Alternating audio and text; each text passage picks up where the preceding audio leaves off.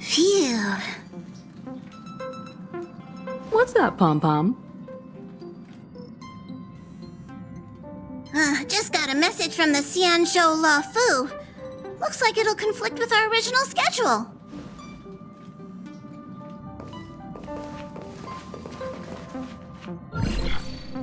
It's been a while, my friends on the Astral Express. How's your trailblazing expedition going? Soon, the Xianzhou Loufu will be holding the Luminary War Dance.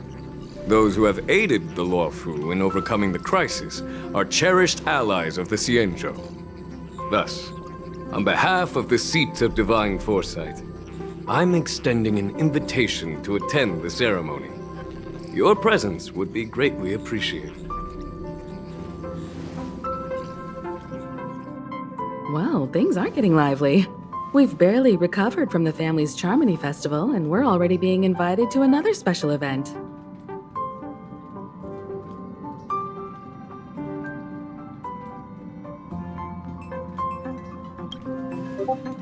Why not think about it this way? Our trailblazing expeditions are turning into blast expeditions, where we eat, drink, and play wherever we go. Blast? Expedition? Yeah! Wherever we go, we eat, play, and have a blast! So we should leave March behind to take care of the Express? Hey! That's not what I meant! I'm all for some fun. I just hope there won't be any surprise party crashers, like Friday or Saturday. The Xianzhou Loufu has recently overcome a crisis. By holding the war dance, they're demonstrating to everyone that they've returned to a state of peace and safety. But that's what everyone said before we went to Penacony. You'll be totally safe under the family's protection. No need to worry. The war dance is not like the Charmony Festival with all its hidden secrets. It's just a festival to honor the Rainbow Arbiter and the Cloud Knights, who fought against the abominations of abundance and protected the Xianzhou ships. Aside from star skiff performances, it's mostly martial contests. Nothing too different from the Taiki and Roboball contest we've seen before. What do you think, Himiko? Since we've accepted Miss Black Swan's proposal, we should probably head to Amphorius for refueling. There's certainly no rush. This trailblazing expedition is quite unique, and the Express needs to be fully stocked and prepared before moving on to the next stop. With Madame Herta's help, I was planning to deliver some Leviathan fossils from Kalinga Abyss to Ron May, member 81 of the Genius Society. It could earn us some favors before we set off. However, it may take a few weeks. So that means we're not going to the Loufu. Being an adult means maintaining relationships, whether we like it or not, Marge. Since we've been invited, it's only right for the Astral Express to attend the ceremony. So here's the plan. Pom Pom will take everyone to the Xianzhou Loufu. Mr. Yang and I will meet up with Ron Mei and fulfill our promise.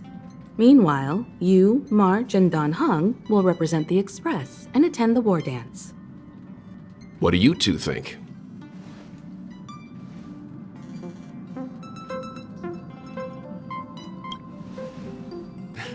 I don't hear any objections.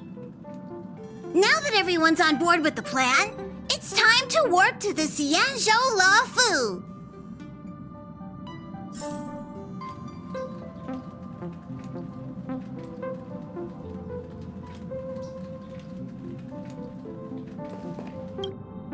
Kalinga Abyss. What does she expect to find there? Current research on the Leviathan merely proves how little we know about such life forms. That's why geniuses are interested in that field. Science is all about uncovering the unknown.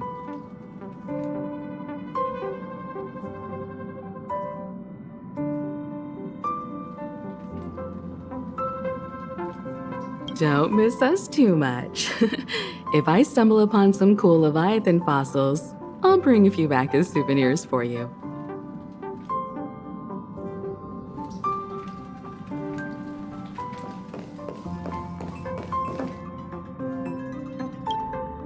Himeko really knows how to convince people. Between Leviathan fossils and the war dance, the latter definitely sounds more fun.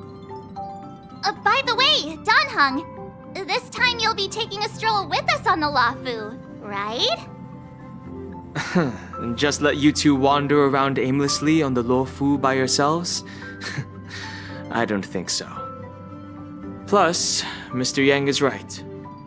The Ambrosial Arbor crisis just ended, and both the long life and short life species are still feeling uneasy. And that's why Jing Yuan wants to organize the war dance, to show that the Xianzhou Loufu is stable and safe. And since he has extended an invitation, it's only right that I visit my old friend.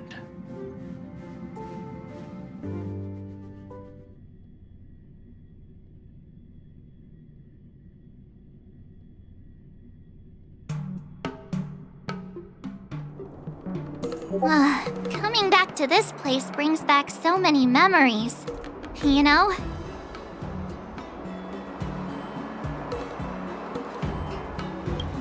Hey, I'm not actually gonna recite a poem. I was just thinking about all the twists and turns we went through when we first arrived on the Xianzhou.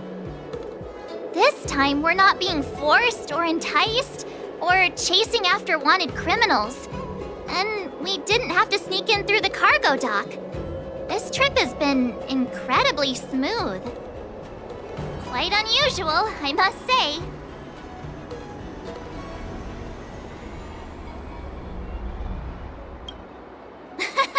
I'm just hoping for the best.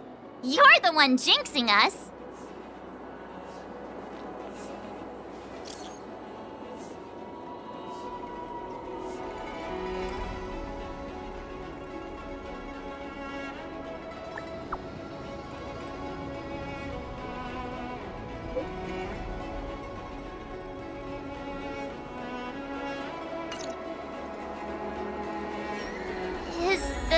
Starskip Haven always this crowded? Oh, there's so many people here. I can barely hear anything. Yanqing said General Jing Yuan sent him to welcome us. But where is he? Let's wait for him in front of the loom. It's the most prominent landmark on the dock.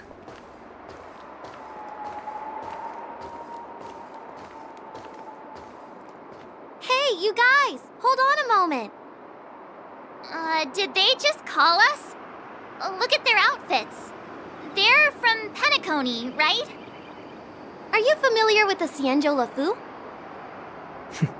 We know a little bit about it. What do you need? We're from Penacony. Maybe you've heard of it. We came to this ship to gather interesting materials for making dream bubbles. Oh, we just left there. Oh, talk about coincidence. That's great. Do you know any must-see attractions on the Loufu?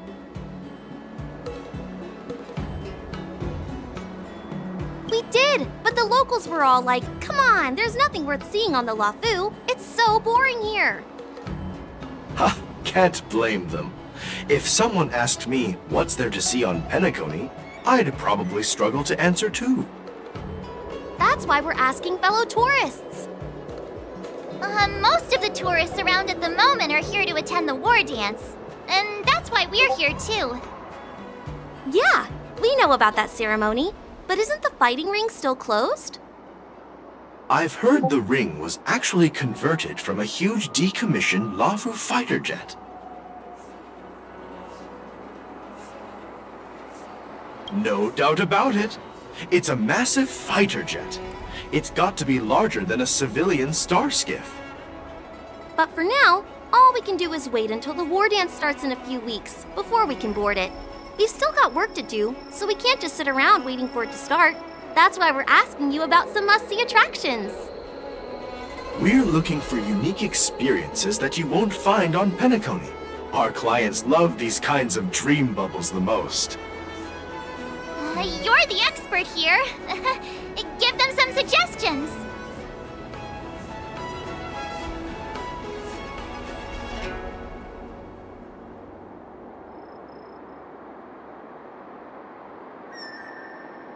That's indeed a good idea. While the dreamscape on Penacony is all artificial, Scale Gorge Waterscape is a celebration of nature's resurgence. It has some remarkable scenery. Awesome! I love being out there in nature. Let's go to Scale Gorge Waterscape first. I'm a bit worried that nature-themed dream bubbles might be outdated. But hey, let's go check it out anyway. See you later. Maybe we'll run into each other there in a few days. Look, Yanqing's here. Really? Let's go catch up with him.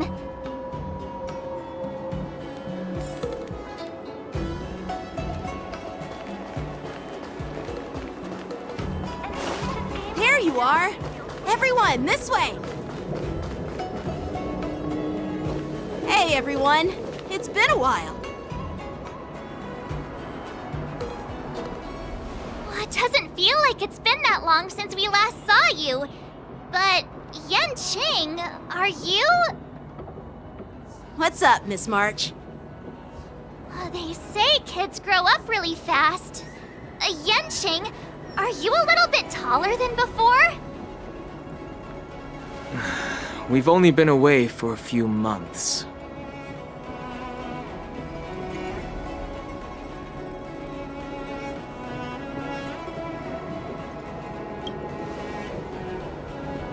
Long time no see. It's been a while. Oh, you've come along too, Mr. Danheng. Sorry for the delay.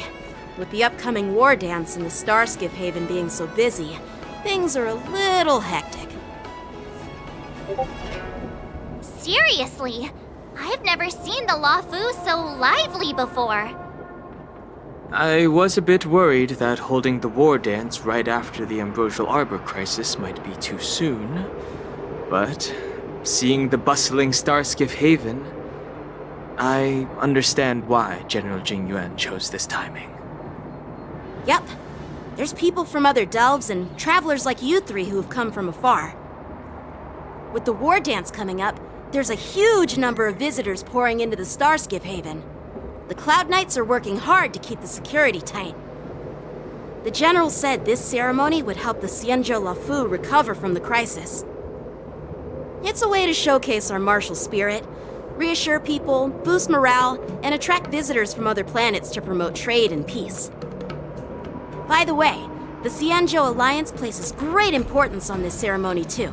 The Xianzhou ships, the Zhuming and the Yaoqing, have both sent messengers to offer their blessings.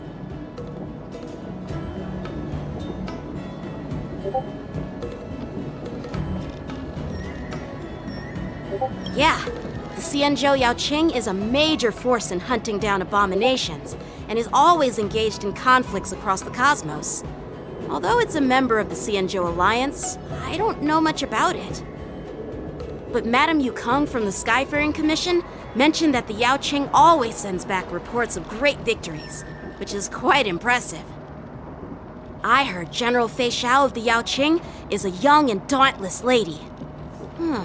My peers say that she's like a goddess of war, capable of crushing dozens of abominations with a single punch. I wonder if it's true. If only I could witness her prowess with my own eyes. By the way, Yanqing, where are we headed next? I'm sorry for talking your ear off. The General wants to catch up with you at the Palace of Astrum. He's been eager to hear about how the Express has been doing. It's funny how he tries to act all mature, but whenever it comes to something he's interested in, you can really see his childish side.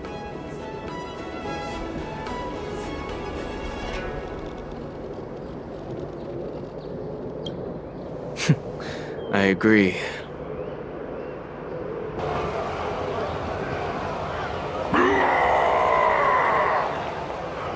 All units, assemble quickly! Get ready to protect the crowd! I just mentioned security, and now all of a sudden something's gone wrong. Excuse me, I need to go check out the situation.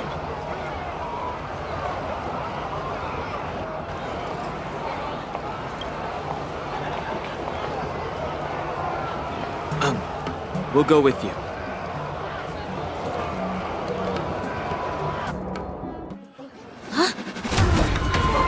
Watch out for this.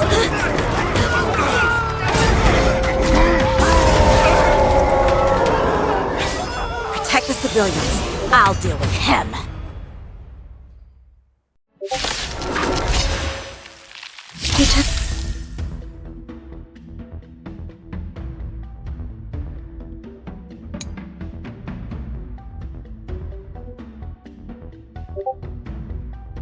Colonel. Borison? Why are there Borison here? This ends now. Like fireflies to a flame, until everything burns to ashes! Fight to live!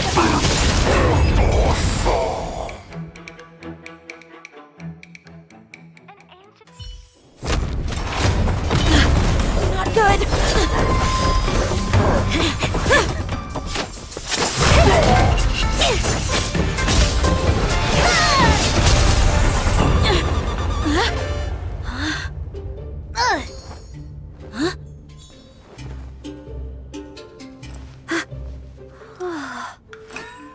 Thanks for the help.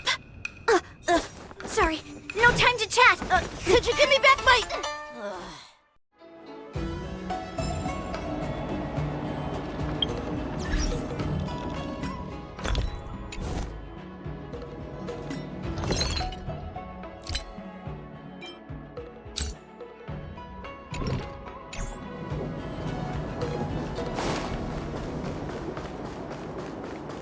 Wait, my sword! I'm sorry, but I'm afraid we'll have to put our plans on hold for now. I need to find out what's going on.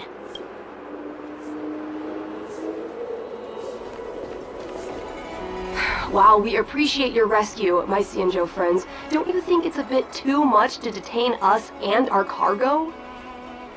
Sorry, but we've been ordered to detain you and your cargo for inspection until we figure out the source of the attack. Once we're done with the formalities, we'll let you and your cargo go. But this shipment isn't even meant for the Loufu, and it's IPC's patented technology. Who do you think you are to conduct an inspection? According to the protocol, all cargo arriving on the Loufu must go through inspection. But we didn't officially enter your dock at all. We just sought refuge in your dock because we were attacked by the Borisons. Looks like this argument could go on forever. Let's not get involved in a heated dispute that won't lead to a resolution.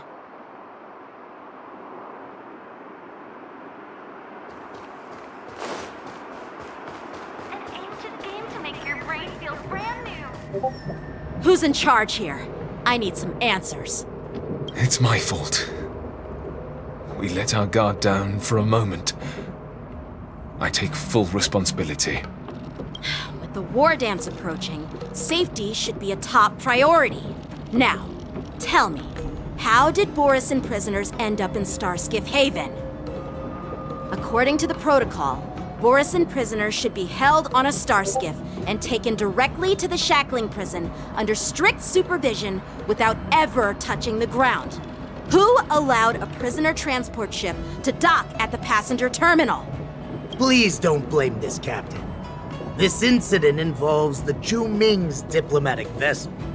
Who are you? I'm Lu Jun, an officer of the Patrol Defense Squad. Thank you for your help, Lieutenant Yanqing. The situation unfolded rapidly, and it shouldn't be held against the captain. Here's what happened. An IPC transport ship was attacked by the Borisin just before arriving, and the Ju Ming's diplomatic vessel came to the rescue. They fought off the Borisin pirates and imprisoned them on their ship. So, an IPC ship was attacked by the Borisin near the Loufu, and the Ju Ming envoys saved them? Sounds complicated. Honestly, it gives me a headache too. The Ju Ming diplomatic ship, adhering to standard procedure, docked at the passenger terminal to hand these criminals over to the Loufu. You know, with all the outsiders flooding onto the Loufu, the starskiff lanes are under immense pressure. The Borisin desperados decided to put up a fight before the prisoner transport starskiff could get there. And that's what you just witnessed. We'll make sure these prisoners are sent to the shackling prison as soon as possible. I see. It's an unusual situation indeed. I'll report it to the security department of the Realm Keeping Commission and ask for their cooperation in handling the aftermath. Maybe I should gather more details from others so that the Seed of Divine Foresight can have a better understanding of the situation.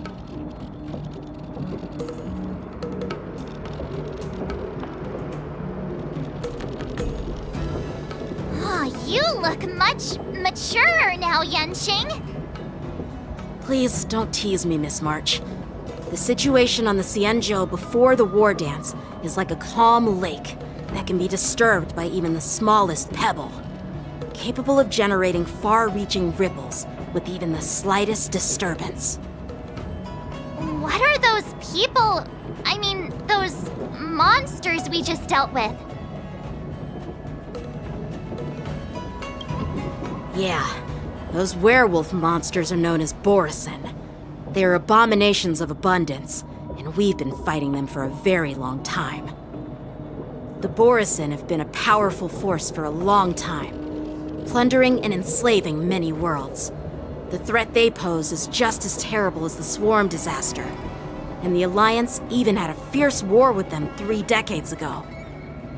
Their presence has faded over the years, but who would have thought? According to that officer, they attacked an IPC ship near the Xianzhou Loufu. Such a brazen attack seems quite unusual to me. Yeah, that's what I find strange too. It seems like the IPC and the Borisin have some serious grudges. Well, enough with the chit-chat. The General wants me to take you to the Palace of Astrum.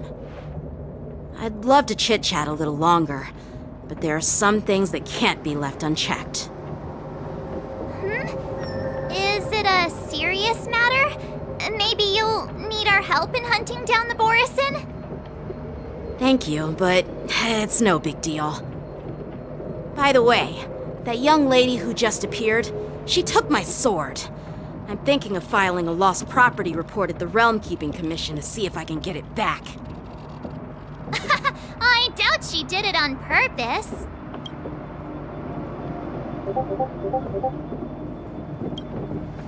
Perhaps she's around here somewhere.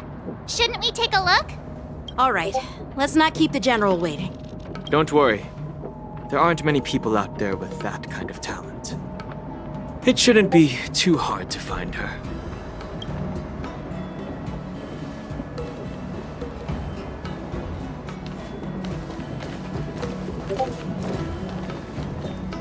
There sure are a lot of troublemakers around.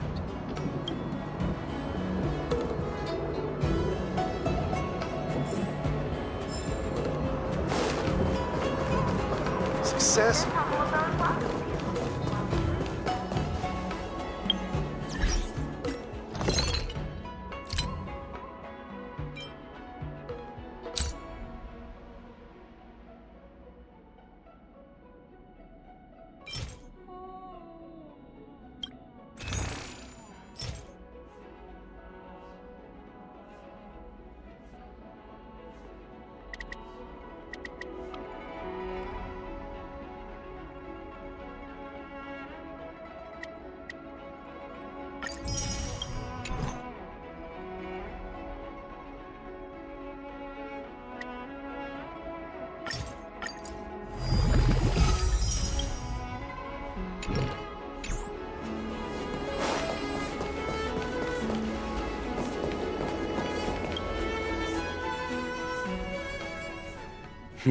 It's been a long journey, Elder Hwaiyan.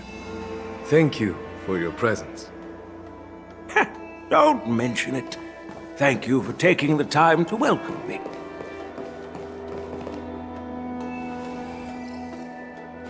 General, I brought our guests from the Express. Oh, I'm sorry for my bad timing. I didn't know you were meeting a guest, General. Don't worry, you're just in time. It's been a while, my friends from the Astral Express.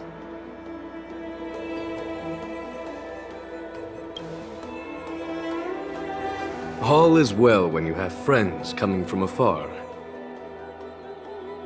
Allow me to introduce you to General Hwaiyan. He's the Arbiter General of the Xianzhou Zhuming, known as the Flaming Heart. No need to be so formal.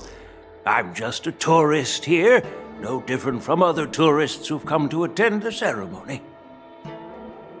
Elder Hwaiyan is not only one of the Arbiter Generals, but also the Furnace Master of the Artisanship Commission.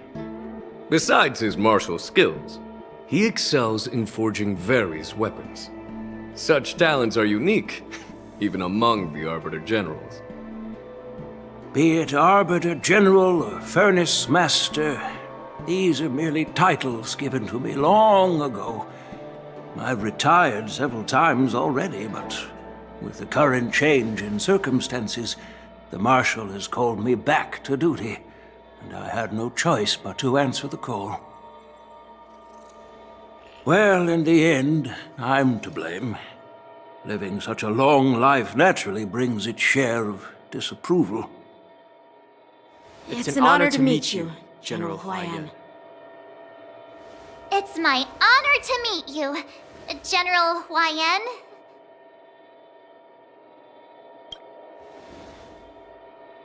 No need to be all formal. Today I'm just a guest on the Loufu, the same as all of you. So, these three are the ones you mentioned, Jingyuin? The heroes who helped you with the Ambrosial Arbor crisis? Indeed. There's Dan Heng, March 7th, and her. Without their help, I'm afraid the Loufu might not have easily overcome this crisis. So, the Imbibitor Lune's reincarnation has returned to the Loufu and will attend the war dance. I'd love to have a drink with you should the chance present itself. You're more than welcome, General Hwaiyan. And this young friend is? Yanqing, my apprentice. He remains by my side as my retainer due to his youth, which I hope will season him with experience. He will stand for the Loufu's Cloud Knights in the upcoming war dance, ready to take on all kinds of challenges. Great, great! It's a real treat to see so many talented young people around here today. Oh, I almost forgot.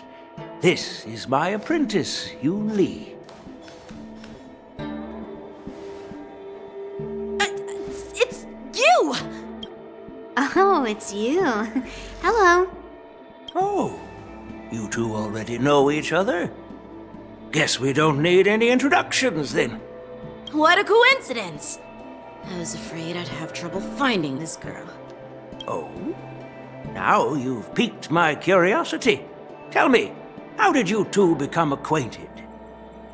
She helped me capture the escaped Borisin prisoners at the Starskiff Haven. Allow me to express my gratitude for you. But when you left, you took my flying sword with you. Your flying sword? Oh, so that's why I found a dagger in my bag. Turns out it's yours. Yes, it is. Now that we've met again, I hope... Nope, that won't do. Won't do? You want your sword back, right? Well, you can't just take it back. On the Juming, when you lose your sword on the battlefield, you have to reclaim it on the battlefield. As for this little sword, it was supposed to strike that escaped Borisin prisoner. But unfortunately, its owner's agitated state caused it to fly off like a kite with a broken string, and it missed its target. By the way, if I hadn't caught it and helped it hit its mark, that Borisin prisoner would have gotten away. Hold on a sec, Yunli. You took my sword without even asking, and now you're refusing to give it back? So much for Loufu's swordmasters. What did you just say? If you just stepped up and took your sword back from me fair and square, I would have totally respected you. But nope, you tried to play it down, expecting me to just hand it back to you like it's nothing. In front of everyone. With all due respect, you don't honor your sword, so you don't deserve it. Hasn't anyone told you that taking without asking is stealing? If you want to settle this with swords, fine. Let's have a one-on-one duel right now. Yanqing. Well, that's more like it. Just be careful, because I'm not as easy to handle as the Borisin. You two, be quiet and apologize to Yanqing. Hey! Whose side are you on, Grandpa? I don't take sides. It's a small misunderstanding, and an apology would be too much. I've heard about the Zhu Ming's incredible swordplay and craftsmanship. Most notably, the legendary Flame Wheel Octet. Seeing Miss Yunli, who is among those ranks today, well, I must say, she definitely has that fiery edge. Such grandiose names. Some folks love to spin these fancy titles, trying to set the Cloud Knights apart. Yunli is still just a young girl, a bit awkward and hot-tempered, so please forgive her if she's being rude. Well, everyone, Elder Huayan and I have some business to discuss. For now, Yanqing, why don't you entertain our guests and take Miss Yunli to the inn? I'll find another chance to talk with you all. I'd like to express my gratitude to the Astral Express for helping the Loufu during the crisis. That's so kind of you. I mean, you've already thanked us so many times. Please forgive me for coming at an inconvenient time. You needn't apologize, General Huayan. All right, Yunli. Take this opportunity to clear things up with Yanqing. Yeah. It's better to make friends than enemies. But I won't be heading to the inn just yet. I want to visit Lingsha. She just arrived in the Loufu and could use some help settling in. Yanqing, once you've helped our guests get settled, go to the Artisanship Commission for me. I've heard about the attack and the detainment of the IPC ship. Qingzu sent word that the IPC members are protesting and wish to have their cargo back. See if you can calm them down. Don't get aggressive. Just make it clear that the Xianzhou Loufu has no intention of violating their rights. I'm on it.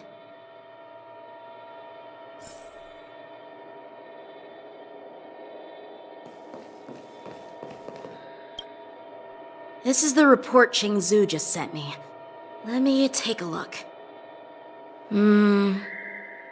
Huh. Looks like the General has given me a tough challenge. He wants me to try and help put the IPC's mind at ease.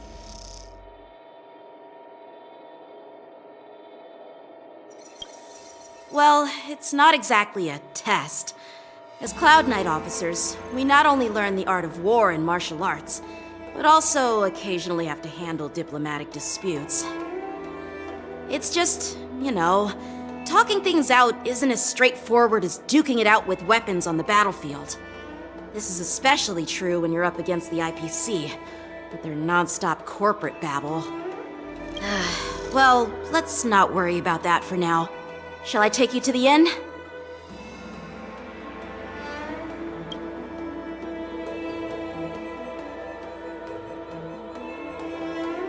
It is the Loufu's honor to have you in attendance at the war dance. Yet, the fact that a simple martial arts ceremony has attracted esteemed generals from the Zhu Ming and the Yao Qing implies intentions beyond mere spectating. Might there be any specific instructions from the Marshal? You're overthinking it, Jingyuan. As I said, I'm here to broaden my granddaughter's horizons. I have no ulterior motives. However, I have no clue what the Yao Qing Arbiter General has in mind. Do you remember when you accepted this position? I told you that an Arbiter General's battlefield goes beyond the physical one. You'll need to lead and manage everything on the Xianzhou. The title of Arbiter General holds a weight far greater than its literal meaning. So many years have passed, and you've done well. However, longevity for the Xianzhou people can be a curse. Living too long means that every mistake you made will lurk in the shadows. And one day, they'll eventually catch up to you. The Marshal knows everything that has happened on the Loufu. As for the Merlin's Claw of the Yao Qing, she has come specifically for you. Speaking of which, why hasn't she arrived yet? They say the Merlin's Claw strikes like lightning. Being late isn't her style. That's not true, General Huaiyan. She's been here a while, but I'm sure you've heard of her unbridled nature. As soon as she disembarked from the star skiff, she mentioned having something to attend to and simply disappeared. You must be the messengers from the Xianzhou Yao Qing, I assume. We are Jiaoqiu and Moza, retainers of the Merlin's Claw. It's an honor to meet you in person, Arbiter Generals. Now this is interesting. A guest who doesn't come to visit but sends a message instead. What does she mean? Tell me, what could be more important to her than coming here? Master heard about a spectacular view in Scale Gorge Waterscape. I believe she went there to enjoy it. A spectacular view? Ha! Did you hear that, Jingyuan? This person is being sarcastic. Please do not misunderstand me, General Huaiyan. I was simply stating the truth. Master thought it would be inappropriate to keep you waiting, so she sent us here. Once she's finished with admiring the scenery, she'll personally come and apologize to the both of you.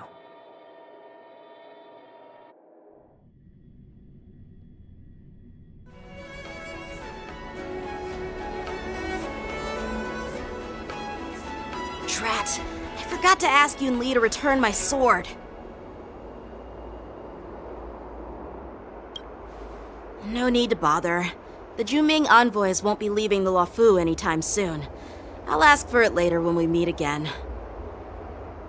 By the way, I don't know if it's just me, but the general seemed a little reserved. Could it be because of Elder Yan's visit? Reserved? Really? Maybe I'm just overthinking things. No, you're not. When I entered the Palace of Astrum, I realized that the messenger from the Xianzhou Zhu Ming was actually the Arbiter General himself. So, the messenger from the Xianzhou Yao Qing must be the Merlin's Claw herself, I presume. That's right. Well, that's what makes this entire thing so unusual. What's so unusual about it? They simply received an invitation from Jing Yuan, just like the crew, right? The war dance is just a small festival. And now we have 2 Arbiter Generals from other Xianzhou ships here. I'm afraid they're here for something more. Maybe they've come to hold Jing Yuan accountable for the Ambrosial Arbor crisis? Hold him accountable? Come on, didn't the Loufu fall victim to the disciples of Sanctus Medicus and the Antimatter Legion? Why would they blame the victim? Dan Shu's rebellion and Ventilia's scheming are merely one side of the story to the other Arbiter Generals of the Alliance. Only a single piece of incontrovertible evidence remains, creating an endless source of potential complications. The Ambrosial Arbor. Yes. It's undeniable that the plague mark, which was subdued by the Xianzhou Loufu, has resurfaced. But was it really a conspiracy instigated by the Antimatter Legion? Or does it indicate a traitorous intent from within the Loufu, implicating Jing Yuan himself? Once the spark of suspicion is kindled, it proves hard to extinguish.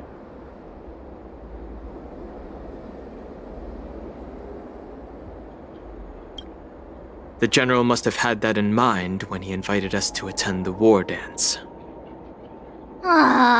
What was I thinking? Seriously, here I was looking forward to a carefree and enjoyable trip. But it seems wherever we go, drama is just around the corner. Aw, I was so excited. I thought those Arbiter Generals were just here to see the ceremony. By the way, I heard that an alchemist from the Zhuming diplomatic ship has arrived, and rumors say that she's to be the new Cauldron Master of the Alchemy Commission on the Loufu. An alchemist from the Zhuming serving as the Cauldron Master on the Loufu? While it's not unheard of, the timing itself... Thanks to your words, Mr. Dan Heng. Now I finally see the underlying tensions. The General is under tremendous pressure right now, but I was completely oblivious to his troubles. How naive of me. Come on, don't think like that. Leave the adult matters to the adults. Even if you wanted to do something for the General, it's not like you can do anything. Did I say something wrong? Again? Miss March is right. I don't have the skills to share the General's burdens at the moment. Still, I'll do my best to follow his instructions. Let's go. Once I've taken you to your accommodations, I need to go to the Artisanship Commission to handle the IPC's protest. He looks like he has a lot on his mind. We can't just let him go alone. Why don't we accompany you to the Artisanship Commission? This is too much trouble. While I appreciate your kindness, dealing with the IPC's workers could be tricky. I'm afraid this will cause trouble for the Express. No worries. We're pretty experienced in dealing with the IPC. You've heard of the 10 Stone Hearts? We've dealt with quite a few of them, right?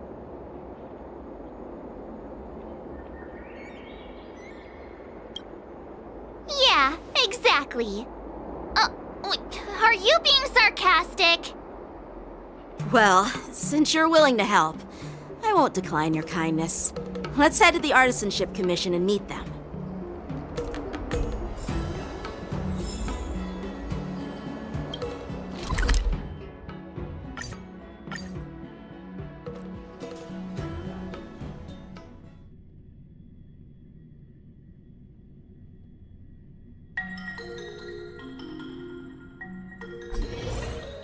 Can I really reason with you Xianzhou people? I think I get it now. In your words, this is called looting a burning house, right? But I am trying to reason with you here.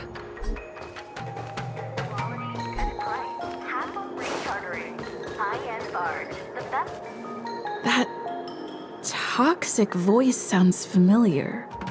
Haven't I heard it before in Aurum Alley? You know what? This isn't my first time dealing with the Skyfaring Commission. I can handle your unreasonable ways. But straight up snatching IPC cargo, isn't that going a bit too far?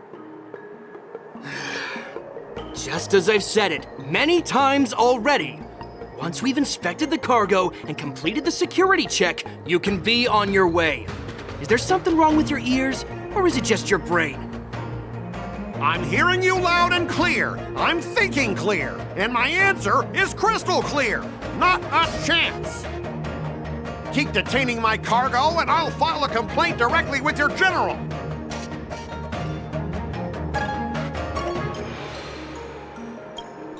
You jerk!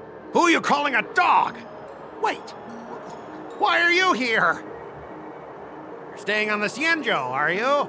What terrible luck! Wherever you go, disasters aren't far behind! Aren't you the guest from the Astral Express? What brings you and Yanqing to the Artisanship Commission?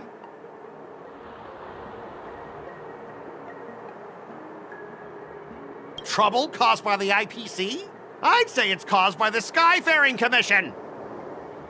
Looks like you've met this IPC worker before. I'm not sure if that's a good or a bad thing. I was sent here to deal with the IPC protest, Miss Shikui. What's going on here?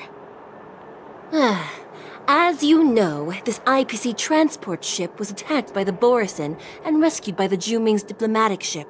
Then the Cloud Knights were instructed to bring it back to the dock for repairs and inspections.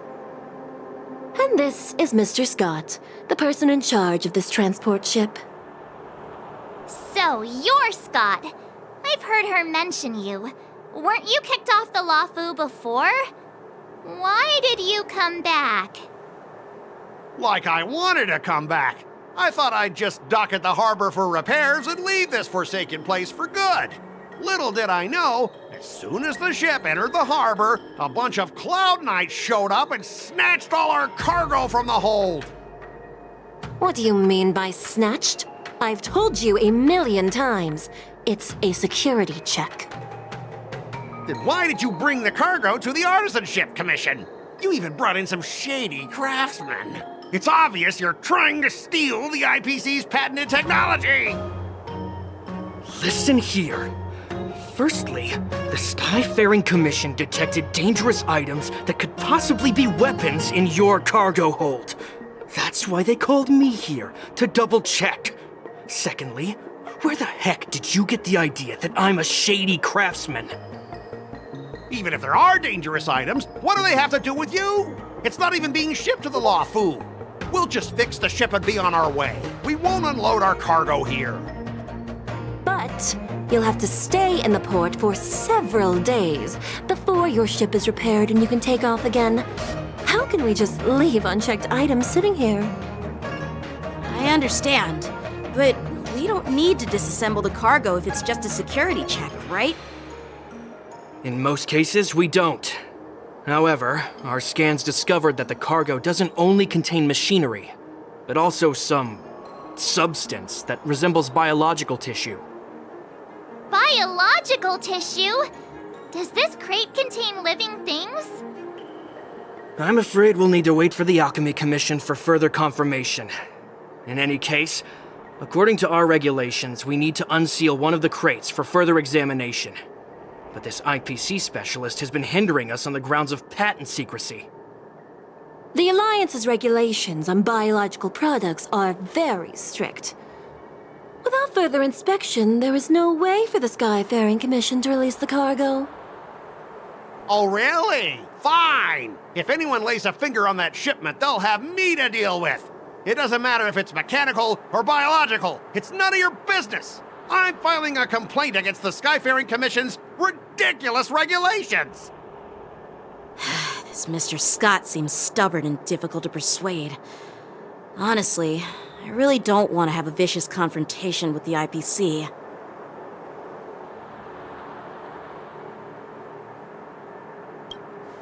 I heard how you helped R. O'Malley.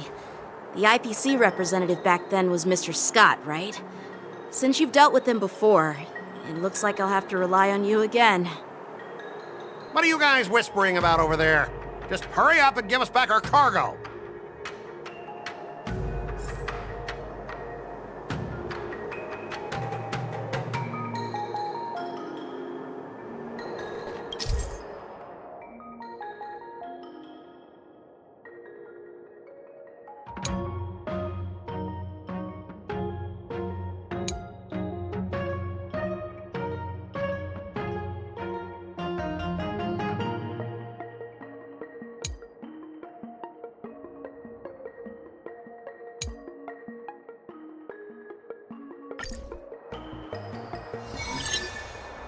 As I recall, this guy won't listen to reason and can only be persuaded with intimidation. But he does seem to follow rules to some extent. Let's use that against him. Speaking of regulations, we have our own laws and regulations too. According to Article 4 of the Cienjo Alliance IPC Trade Consensus, the Alliance and IPC shall never infringe on each other's intellectual property rights.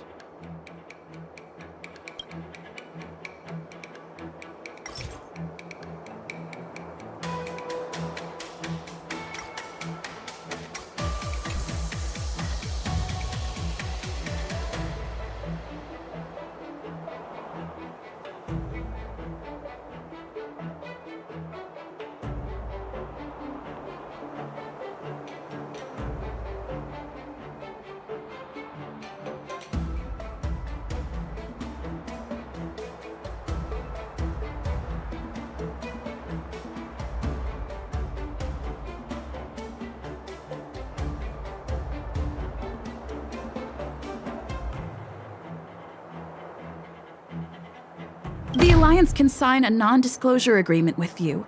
That way, you won't have to worry about any infringements, right? We can sign a mutually acceptable non-disclosure agreement in accordance with the IPC's rules. Well, that makes sense, but how can we trust you to honor the terms? Even if we set aside the secrecy of intellectual property, these prototypes built by the Intelligentsia Guild are incredibly valuable, beyond your wildest imagination. If anything goes wrong, you won't be able to pay for it even with your lives.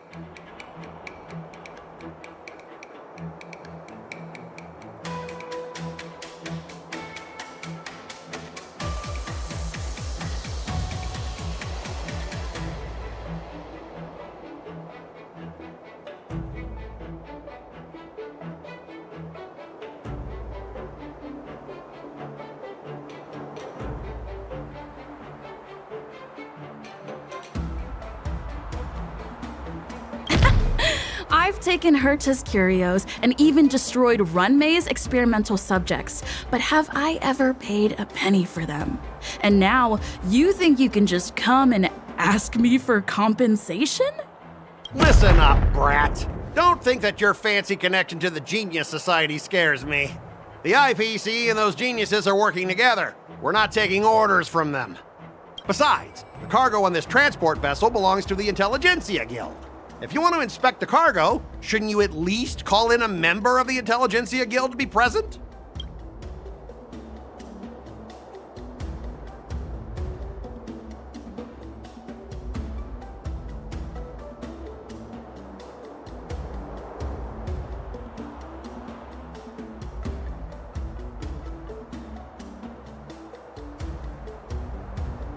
Since the Intelligentsia Guild entrusted the cargo to the IPC for transportation, it's the IPC's responsibility to ensure its safety, right?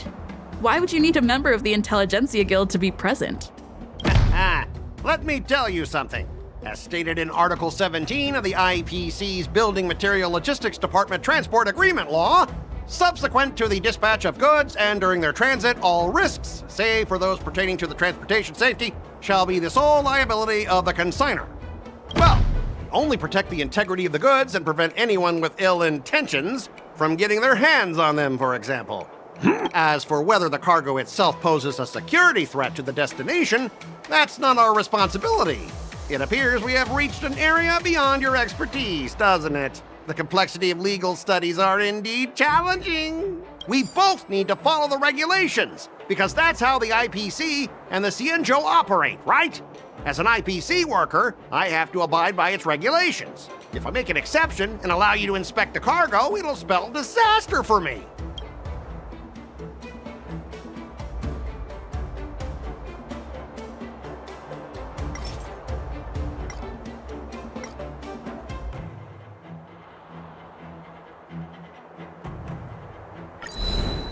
Huh? Could...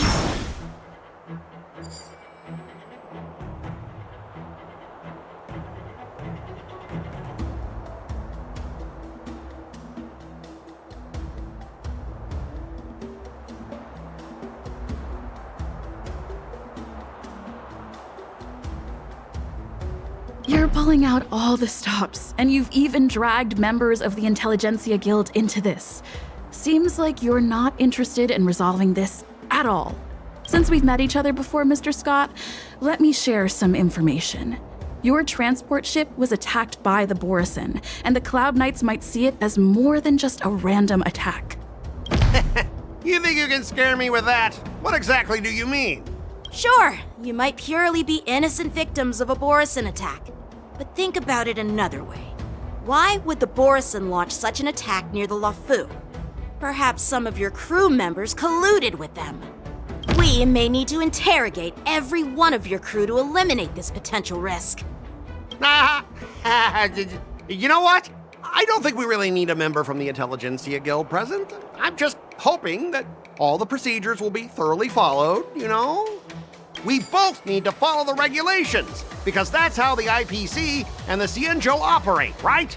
As an IPC worker, I have to abide by its regulations. If I make an exception and allow you to inspect the cargo, it'll spell disaster for me.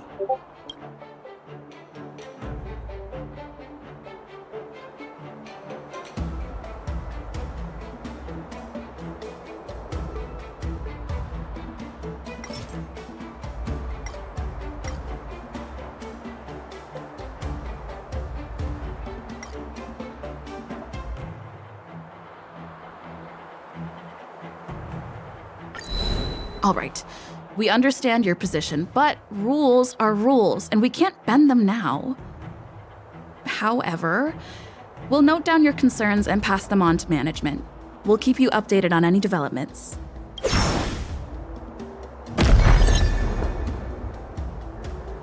Well, you guys sure know how to argue your case. Fine, I'll allow you to do the security inspection. It's just that, I need some time to sort things out. This is a big deal. Let me talk to headquarters first.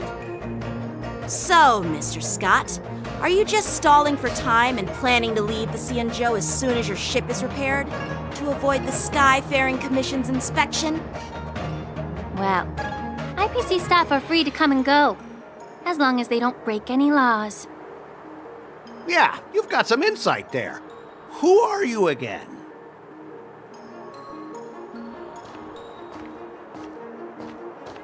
Allow me to introduce myself. I'm Lingsha, Cauldron Master and head of the Alchemy Commission on the Loufu. Could she be? Yeah, she's the new Cauldron Master assigned here from the Cienjo Zhuming. I received a report from the Artisanship Commission about cargo containing samples of unknown organisms. It said they needed help from the Alchemy Commission. I had nothing better to do, so I came myself. It's fine, Mr. Scott. If you really don't want your cargo to be inspected, it doesn't matter. It doesn't matter? How can you say that? Why are you being so nice all of a sudden? Well, since you're not going to check it, I'll take this crate and be on my way. Is that okay with everyone? Yeah, sure. Why should I object? Not only this sample, but all the goods on the transport ship are yours to keep. Like I said, we won't inspect them. Wait a minute!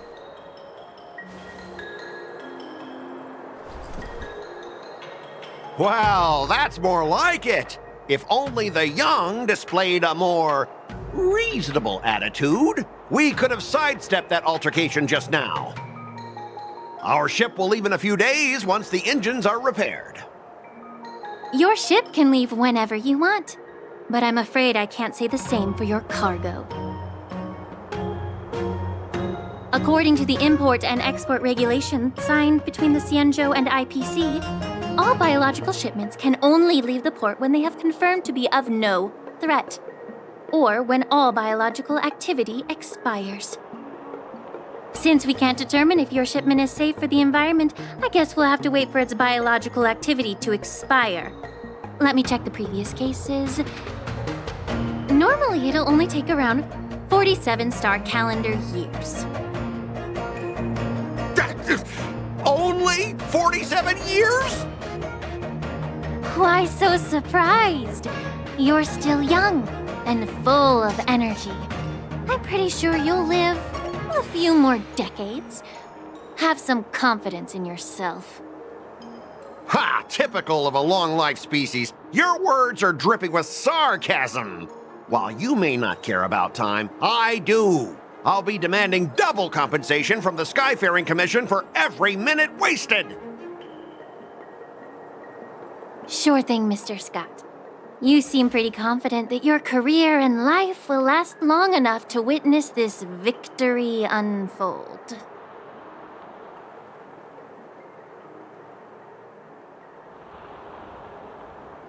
Step aside, guys.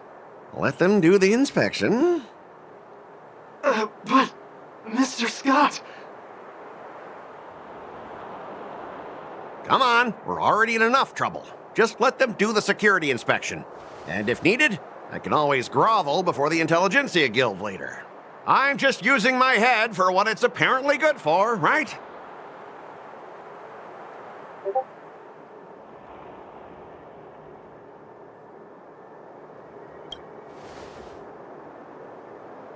Well, honestly, at least you're not as annoying as that woman. Bro, just do the inspection. This lady is really something else.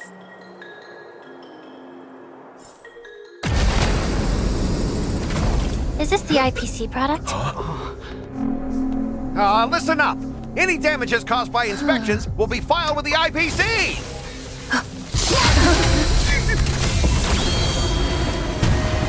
Turn it off!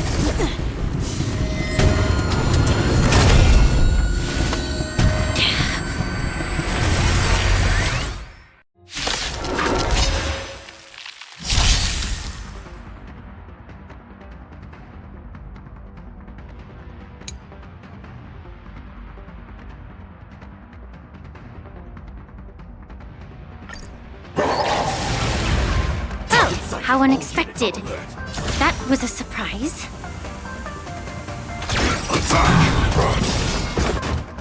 Like fireflies to a flame, until everything burns to ashes!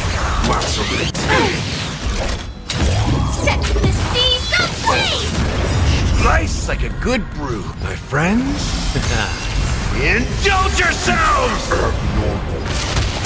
Damage sustained. The mood is set just right. Let the show begin! There's more to life.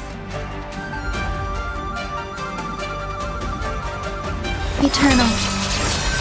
Every petal in life. All will be swept away by the wind. Firefly Type 4 in position. Fight to live!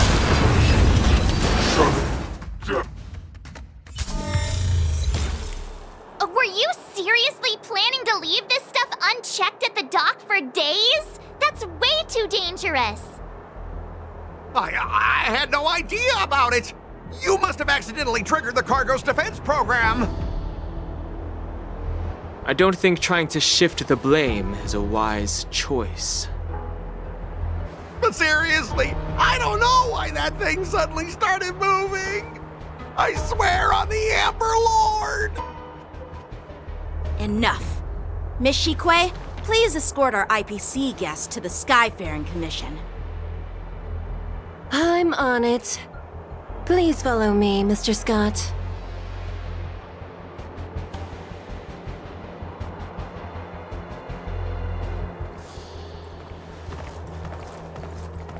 Gentlemen, our preliminary inspection shows that there is indeed hidden biological tissues inside. Just like the craftsman feared. I can't even tell if it's ingenium or biological in nature. The core of this device is what they call wetware in industry slang. To put it simply, this machine operates with a kind of biological nerve as its control center. I'll take some samples for the alchemist to analyze and figure out where the biological tissue comes from. Why would the Intelligentsia Guild use such unethical technology? Perhaps they're trying to create a new weapon? Whatever the reason is, it's probably why the Borisin attacked the ship. No wonder the IPC were trying to obstruct our inspection. I'll contact the Ten Lords Commission and ask the judges to come and give their final verdict on this. According to our rules, all prisoners and weapons involving dangerous creatures must be taken to the shackling prison for further sentencing. After all, it's the safest place on the Loufu. As for you, Mr. Craftsman, please go with the Cloud Knights and explain the situation to the judge.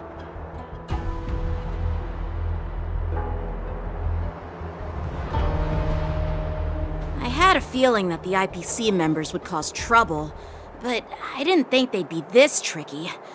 Thanks for your help, Miss Linksha. I should thank you for saving my life. Your sword skills were impressive. Taking down that big guy. I thought the General's retainers were all burly martial masters.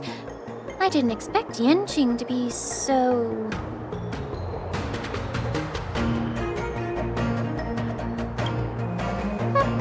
Can't argue with that. As for you, you must be the guests from the Astral Express, right? Saving the Loufu from that crisis. It's so impressive. It wasn't a big deal. Really. It's still early, so why don't we get some tea at the Alchemy Commission? We can discuss your suggestions for revitalizing the commission. I'd be happy to accept your invitation. And you three are coming too, right?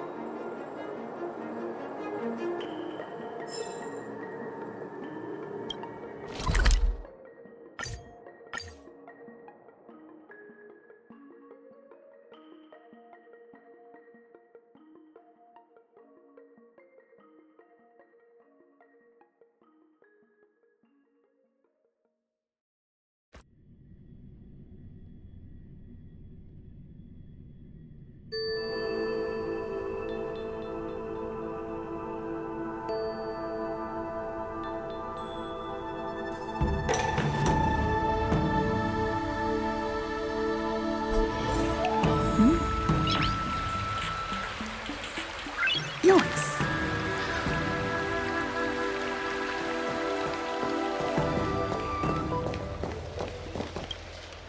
Hey! Oh, you're back! Why didn't you say anything in the group chat? I'm on duty. Let's catch up later.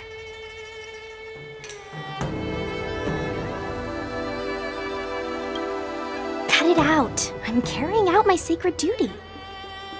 Stop hanging around here and find something better to do. Once I'm done in a few days, call up Lil Gui and Wawa, and let's grab a meal at Aurum Alley. It's been ages since we hung out.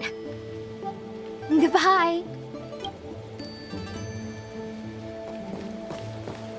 I'm here to pay my respects. The news is spreading pretty fast. All these years, and the view of the Alchemy Commission hasn't changed a bit.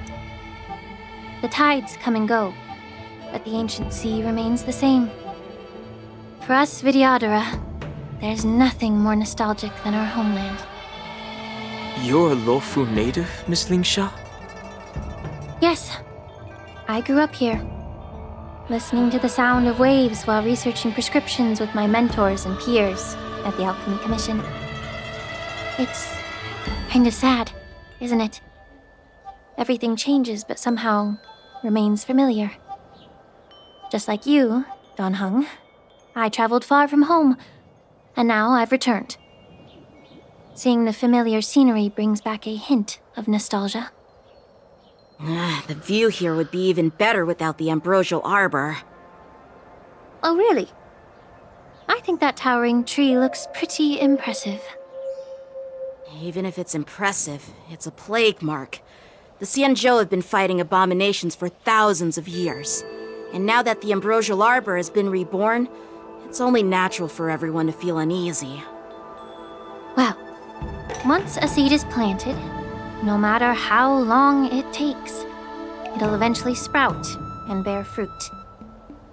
In my humble opinion, the rebirth of the ambrosial arbor and the resurgence of the disciples of Sanctus Medicus were inevitable. The seed was already planted when the ancestors of the Xianzhou sought immortality.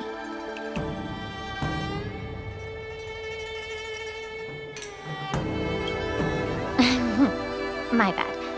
Well, since you went through the entire ambrosial arbor crisis firsthand, Dan Heng and Lieutenant Yanqing, I'd like to discuss something with you. What would you like to discuss, Miss Lingsha? I was lucky enough to be chosen by the Alliance to come in and clean up all the old grime in the Alchemy Commission. Honestly, the Alchemy Commission is riddled with problems and has reached a point where fixing it seems impossible. I'm looking to remedy this problem, but was wondering if you could provide any insights.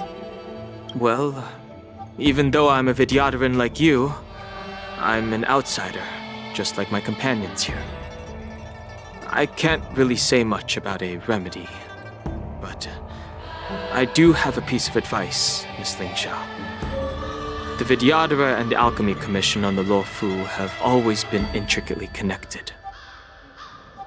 If you cannot distance yourself from these ties, Miss Lingsha, changing the situation within the Alchemy Commission may be quite challenging.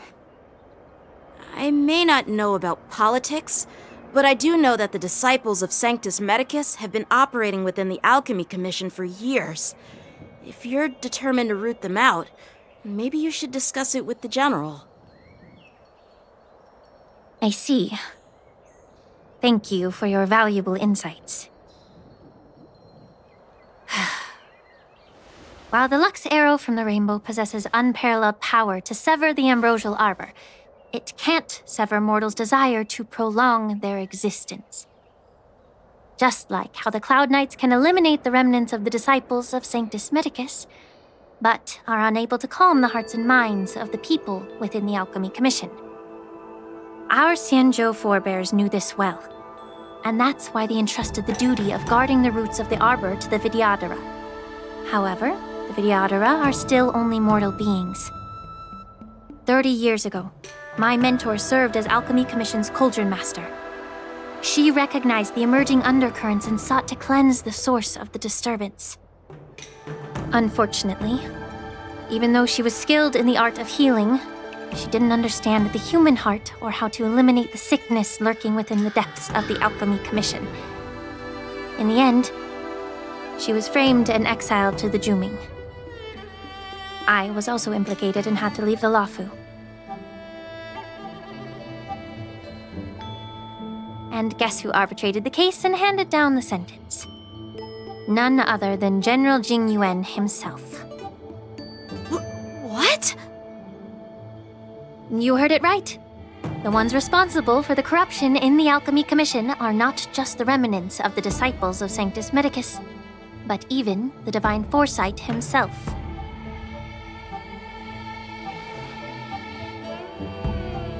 Alas, why is your face turning pale, Yanqing? Don't worry about it. I understand that when someone holds a position of power, they may sometimes have to make tough decisions. I won't hold any personal grudges against him. Besides, at our age, holding personal grudges is a luxury we can't afford. Lingsha, you're back! Ugh, I've been waiting ages for you.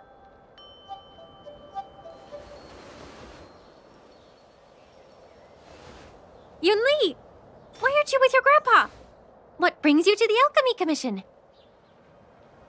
Well, let me take this opportunity to introduce you to Yanqing. What a small world. You stole my sword! Give it back! I see. Let's skip the introduction part then. Why do I keep bumping into you? Are you stalking me or something? Of course not. Unlike you, Miss Yunli, I have important things to take care of. You, on the other hand, seem to have all the time in the world to wander around without returning my sword. Grandpa used to say that a sword reflects its master. I talked to your sword, and it told me that you've been distracted. You hesitate when you should strike, and you struggle to stay calm when your sword is unsheathed. Now that I see you again, I realize your sword was right. It wasn't me who took your sword. It was you who lost focus. Do you really expect me to believe that nonsense? I've been taking it easy on you because you're a guest from the Juming, but you're not taking the hint. Don't people from the Juming know you're supposed to return what you've borrowed? Just look at this flying sword. Even if I gave it back to you now, it'd just be taken away again in a few hours. You know the Cloud Knight saying, a Cloud Knight must never let slip their weapon, yes? Well, sure, I can give it back to you now, but on the battlefield, that's a whole different story. Poor flying sword. Fine! You don't have to give it back, because I'll take it back myself!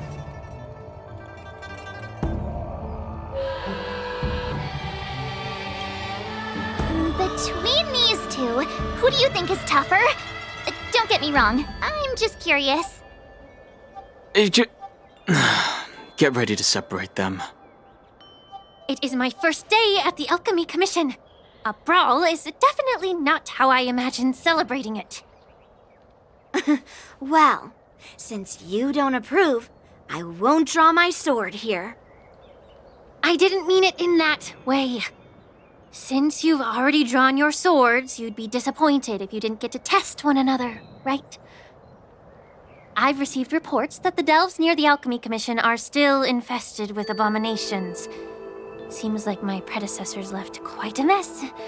So, if you two want to determine who's better, why not focus on them instead of each other? Clearing out some abominations? Sounds boring. It's the Cloud Knight's duty to eliminate those abominations. You don't have to ask me twice, Miss Lingsha. I'll help you get rid of them. Oh, you think you're the only one who knows how to behave? If Lingsha needs anything, I'll gladly draw my sword and help her out. It's so heartwarming to see both of you being so sweet and caring. So then, shall we get going?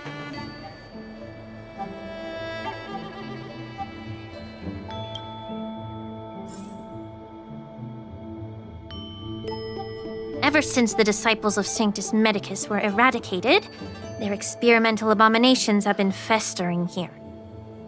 If you want a contest, I'll be the referee. The one who kills the most abominations within an hour wins.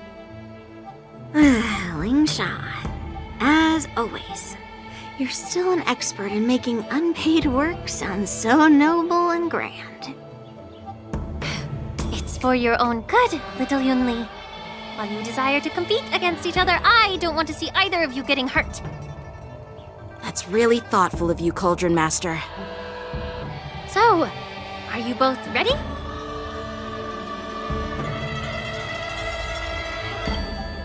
Ugh.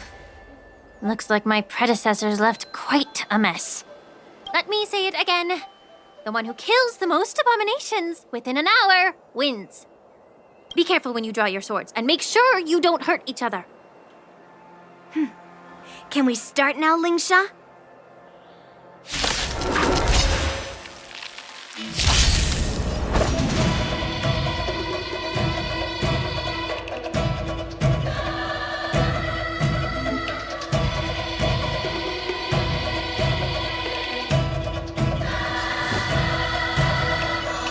The sword is like water. It cannot remain still.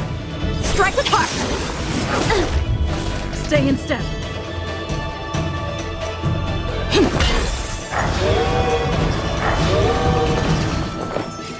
Existence is unity.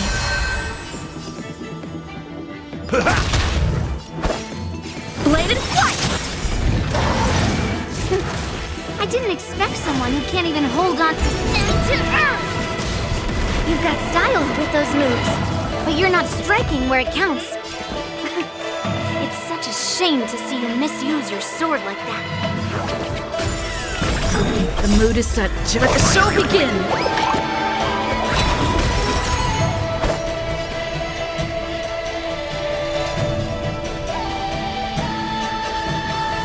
Strike with heart!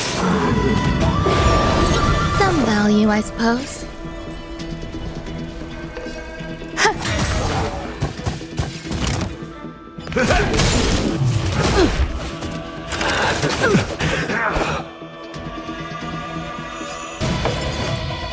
Bladed flight! Take your positions. Over. Swords descend!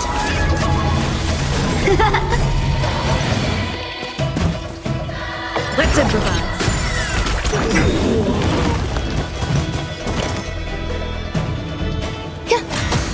Step up, let's see ya.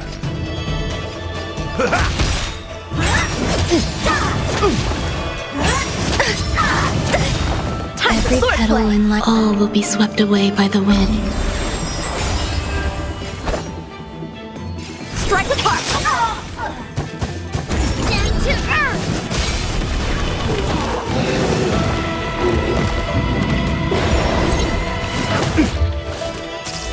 Slice like a good brew, my friends. Indulge yourselves! Stay in step.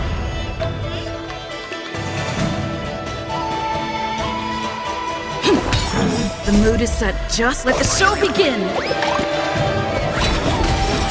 In the mood for another beating? It ain't over. Enjoying yourself? How many can you block? Bladed flight!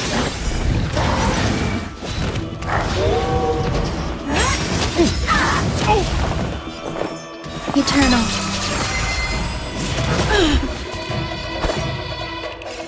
Strike with heart! Take your positions.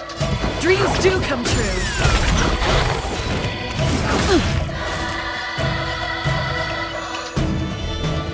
Through clouds!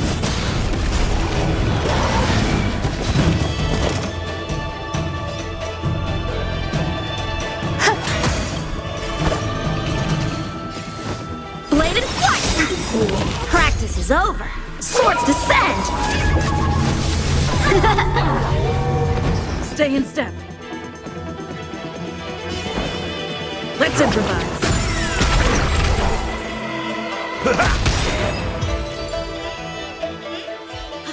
I win, Miss Yunli! You got lucky. Why don't you just give me back my sword, sincerely apologize, and then go cry your eyes out to your grandpa? Consider yourself lucky that I'm not interested in your rusty sword, as I don't have the nasty habit of snatching other people's weapons. All you did was chop down a few monsters. Don't get carried away with yourself. If you think you can just take this sword from my hand, go ahead and try.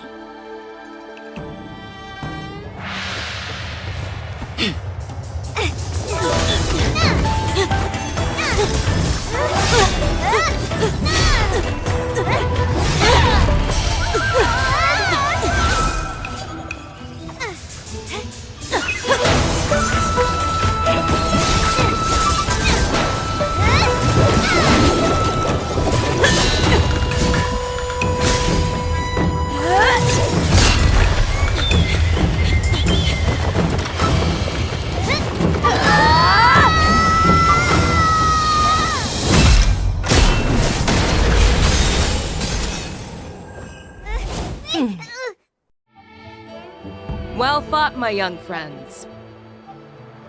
However, both of you have shortcomings. One of you focuses on dodging and weaving, while the other relies on brute strength, trying to take down targets with a single strike. Who are you? Me? I'm just a patient seeking medicine from the Alchemy Commission. A passerby, if you will. I thought I'd see my fill of impressive fights during the war dance. Yet here I am, able to witness a remarkable fight at the Alchemy Commission, of all places. Well, the Loufu is never short of surprises. However, I have a small suggestion for you. Why don't you settle this dispute fair and square in the war dance's ring? That way, you can resolve your differences with a proper duel and put your grudges behind you. Grudges? No, not at all. Yunli and I, we were just sparring. Sparring? You summoned your flying swords and she swung her sword with full strength. No grudges between you. I don't believe it. Aha! What brings you here, Lady Feixiao? Have you finished your health consultation with the Dragon Lady? Feixiao? Grandpa always talks about you. Could it be that you are...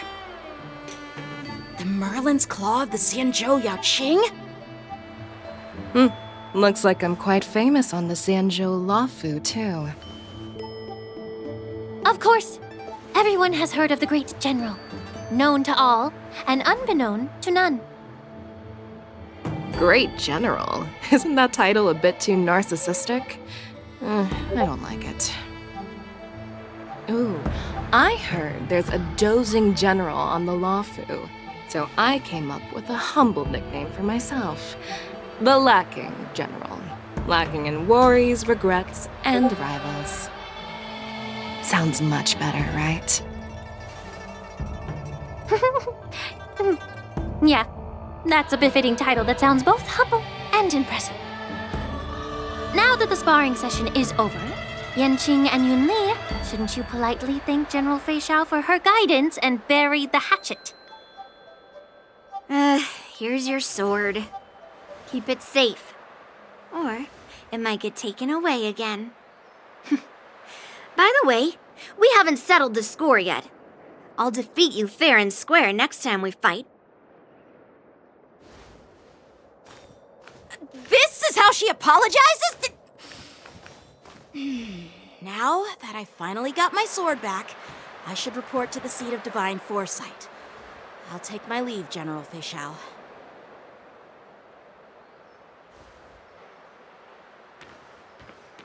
Oh, by the way, Miss Linxia, if you've got some free time, I'd like to invite you to the seat of divine foresight for a chat with General Jingyuan. I think there's more to those personal grudges you mentioned earlier.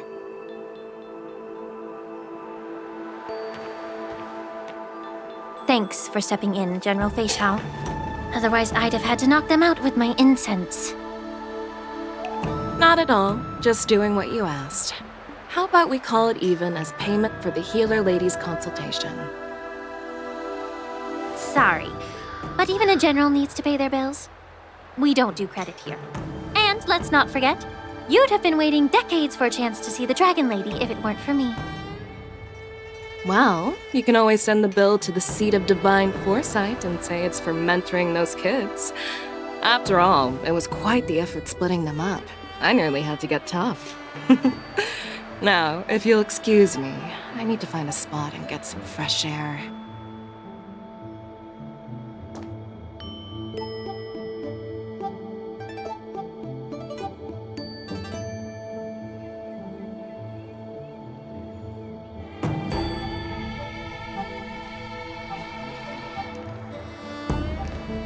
Back already? You've met with Jing Yuan and wandered around for a few hours. So, what do you think? It appears that the Divine Foresight is using this war dance as a show of strength to convince everyone that the Loufu is prospering after the Ambrosial Arbor crisis. But... I know you're going to say but, right? But the influx of people attending the war dance is like a breeding ground for disorder and rumors. One wrong move, and the Loufu could be in a world of chaos. The Cloud Knights on the streets remain vigilant, so at the very least, General Jing Yuan is aware of this. As for other matters, I'm unable to say. I'd prefer to be excused from future meetings with generals. I'm just a military healer. And now all of a sudden I'm thrust onto the center stage having cordial chats with two generals? My work doesn't lend itself to being in the limelight either. Just stop whining. At least you're in one piece, right? Before getting in touch with General Jing Yuan, I wanted to put aside my assumptions and see his momentum. That includes the overall bearing of the Cloud Knights on the street, what people are saying, and how those close to him behave. The might of an army dwells not within its pawns, but within the force of its collective momentum. Recognizing this fact reveals the true measure of power. Thanks for enlightening me, General. A perfectly clear statement turned confusing thanks to your translation. You've made me lose where I was now. Anyway, this is how I operate in battle, so you might as well get used to it. Are you treating General Jing Yuan as your enemy? The longest-serving general of the Xianzhou Loufu. Do you think he'd have only a few enemies? By the way, General, you met the healer lady, yes? Could you show me the medicine she prescribed you? Well, the healer lady couldn't do anything about my condition. She just told me to enjoy some tasty food. So not even the famed healer lady could help? Don't worry. I'll fulfill my promise and find a way to cure you. Actually, I've found some leads. Well, life and death, Zhao Chou. It's all predetermined. Upon starting my military career, I made a pledge that the rest of my life would be dedicated to being the Xianzhou spearhead, hunting down the abominations of abundance till the end of my days. As long as I can fulfill that deep-seated desire, I don't care how long I live. You asked if I view General Jing Yuan as my enemy. No. My real enemy has always been myself.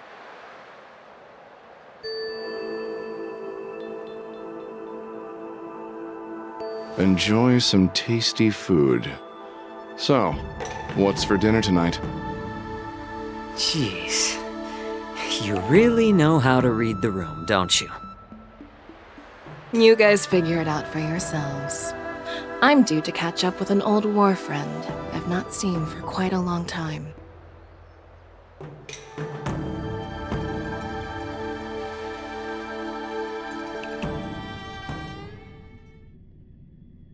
Hey! Was that the Yaoqing general who just dropped in out of nowhere? Oh, she's so awesome! I mean, when Yun Li swung that massive sword, she just casually blocked her attack with ease. And mine too. Yeah. But to go up against Yun Li is quite impressive, you know? That aura of heroism and grace. It almost makes me want to learn Xianzhou swordplay. You think so too, right?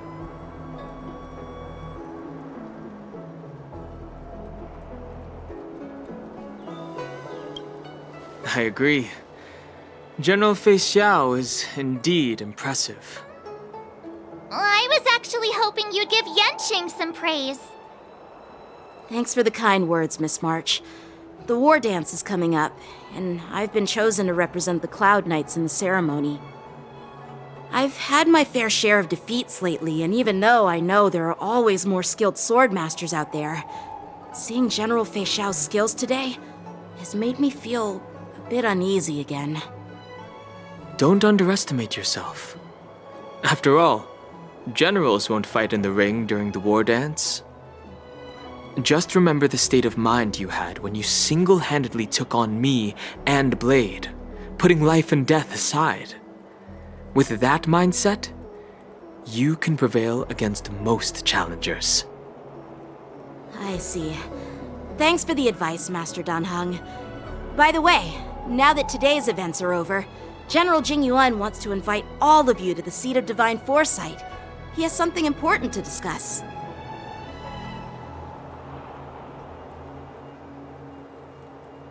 I bet it's about how to deal with the generals from the Yaoqing and the Zhuming. I really don't want to get caught up in grown-up games so soon.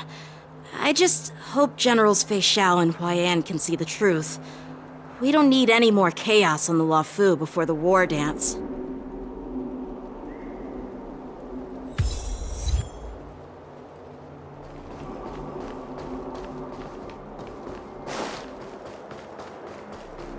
Need your extractor cleaned or your star skip? I don't believe in ghosts. Cultured people love visiting here. Do you know why?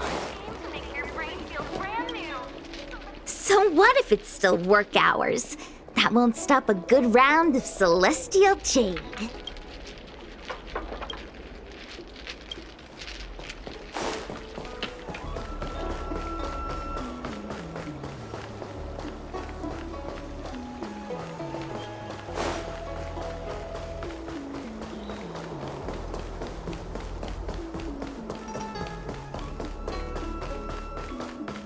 What is your purpose for entering the Seat of Divine Foresight?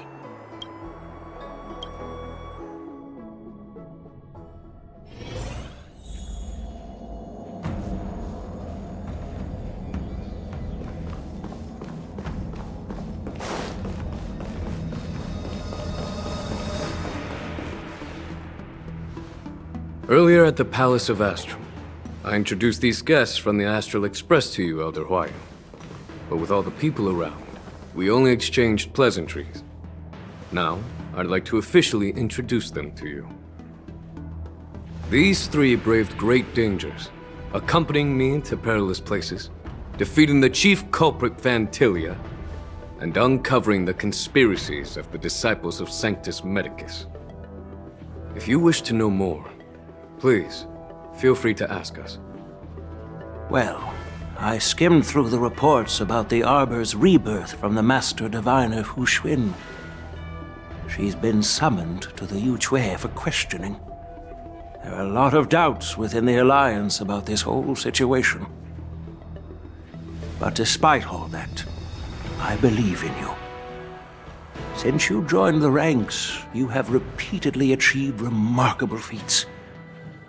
After the High Cloud Quintet each went their separate ways, despite the many criticisms within the Alliance, the Marshal still stood firm against the dissenting voices and entrusted the Loufu to you.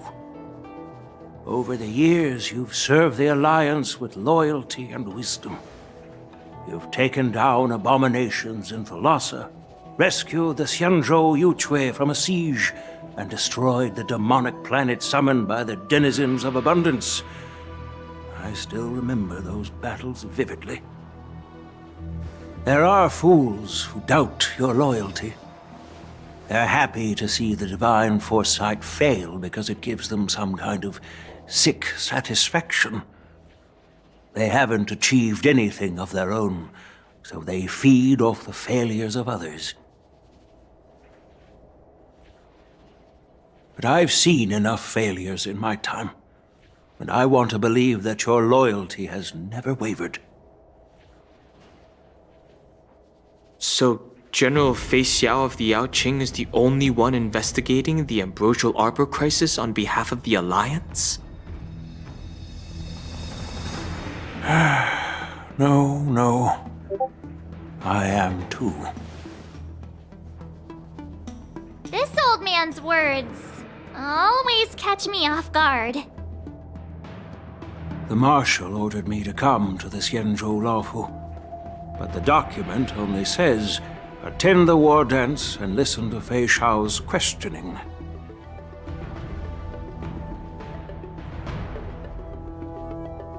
The Marshal is well aware of Jing Yuan's purpose in holding the ceremony and understands the situation he is facing. She mentioned it because she believes both issues are important. Thanks for your kindness and sincerity, Elder Huayan. But is it appropriate to tell everyone here about the Marshal's orders? By introducing the Express's witnesses to me alone, aren't you aiming to discern the intentions behind both my actions and Fei Xiao's? And whether there's any discord between us? Well, since I'm being open and honest with you, I encourage you young folk to do the same. As for the Ambrosial Arbor crisis, all I need to do is listen. General Fei Xiao will be the one asking the questions. To be honest, I'm more concerned about the timely start of the war dance. Oh, by the way, I've prepared a gift for the war dance.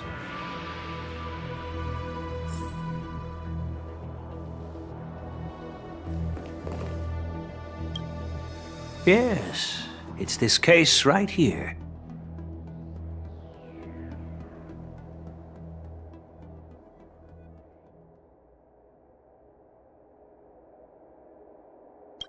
There will be numerous contests and celebrations during the war dance, and the main event will be the Ringmaster's Challenge. The host will dispatch a skilled warrior to take on challengers from all over the cosmos, showcasing the excellent martial arts of the Xianzhou Loufu. When you mentioned that the Astral Express would be attending the ceremony, I thought the High Elder of the Loufu would be the Ringmaster. You humor me, Elder Huayan. The healer lady is just a young lady who knows nothing about martial arts. How can I assign her as the ringmaster? I'm no match to you when it comes to joking. What's this box for? Why don't you open it, General Huayan? This sword case is intended for the War Dance's award. It's empty now. But in a few days, a precious sword will be delivered and stored inside. I don't mean to boast about our skills, but this sword represents the pinnacle of the Zhuming's craftsmanship. It has a legendary history, full of heroic tales from foreign lands, tales that are too detailed to be summarized in just a few words. Since the delegation delivering the sword hasn't arrived yet, I'll just leave the case here for now.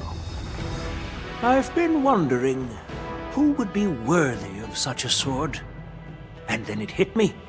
I can award it to the champion of the Ringmaster's Challenge. The ceremony's champion is sure to be a perfect match for the sword. Moreover, I hear that Yanqing is an excellent swordmaster, and that he will be representing the Loufu as the Ringmaster. So it seems like a perfect gift for him. Thank you for your generosity, Elder Huayan.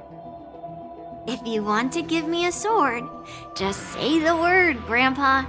No need to beat around the bush.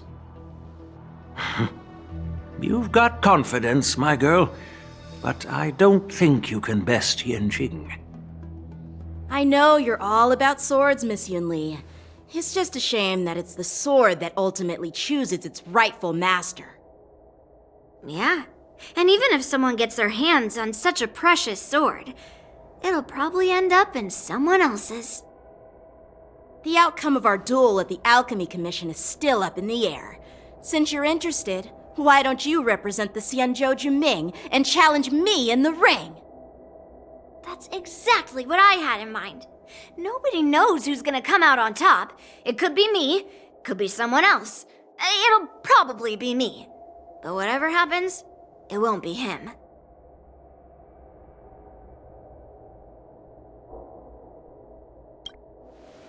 Not to be rude or anything, we've been watching their drama.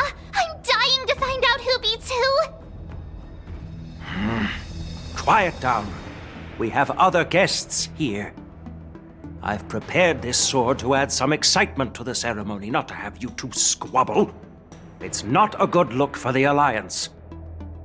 While you both seem confident that you'll win, you need to remember there can only be one winner and one loser in the ring, which could lead to hard feelings.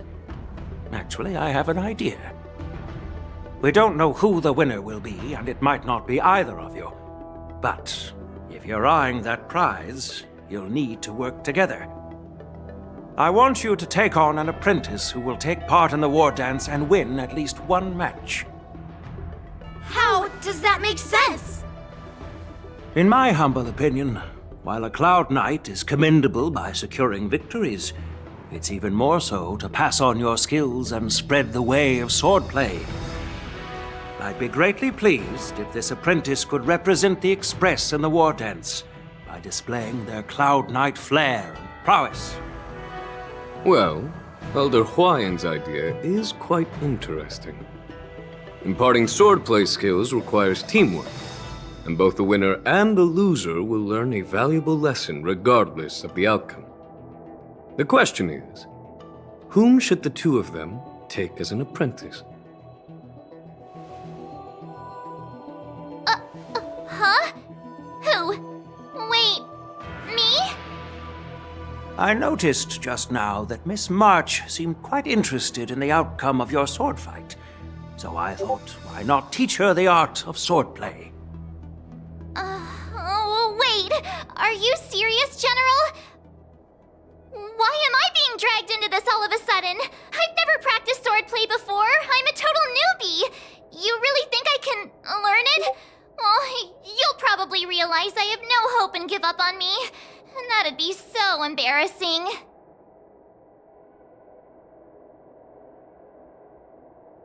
Isn't this a perfect chance for you? I remember you mentioning that you wanted to learn some sword moves. Yeah, I did say that. But this is all happening so quickly, don't you think? Miss March is like a piece of jade in the rough, just waiting to be shaped. The war dance is the perfect opportunity to see what heights she can reach. I appreciate your kind words, General YN. But won't teaching me swordplay be a waste of Yanqing and Yunli's time? They should be preparing for the ceremony. Plus, I heard that each swordmaster has their own special moves. What if they let something slip while teaching me? If everyone knows each other's tactics, won't that make it hard to catch people off guard during the war dance? That's considerate of you, March 7th. But don't worry. It'll take you at least a decade of hard training before you can even start learning special moves. No need to freak out. A few Juming swordplay tricks will mean you'll be more than equipped. Really? Looks like March's curiosity has been piqued. The whole point is to know each other's moves. Defeating your opponent in just one move? How boring would that be? Plus, what really decides a swordsman's fate isn't some special move. It's the solid fundamentals. So Miss Yunli has already agreed. What do you say, Yanqing? General, I haven't graduated yet. How can I be qualified to teach swordplay to others? So you're admitting your defeat, huh? If you're not even confident to teach, why don't you let me be the ringmaster instead? Yanqing, teaching an apprentice is also a way of honing your own skills and gaining insights. You've been an apprentice for years. It's about time you looked at swordplay from another perspective. I see, General. Then count me in. Now that Yanqing has agreed too, it all comes down to Miss March giving her nod. It's up to you to make the final decision, March.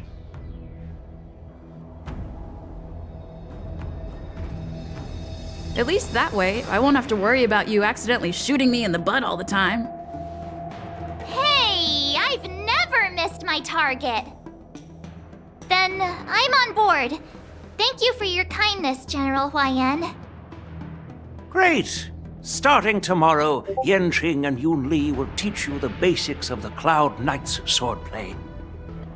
Yun Li and I will head out and purchase some sword practice equipment for Miss March. Think of it as a little initiation gift.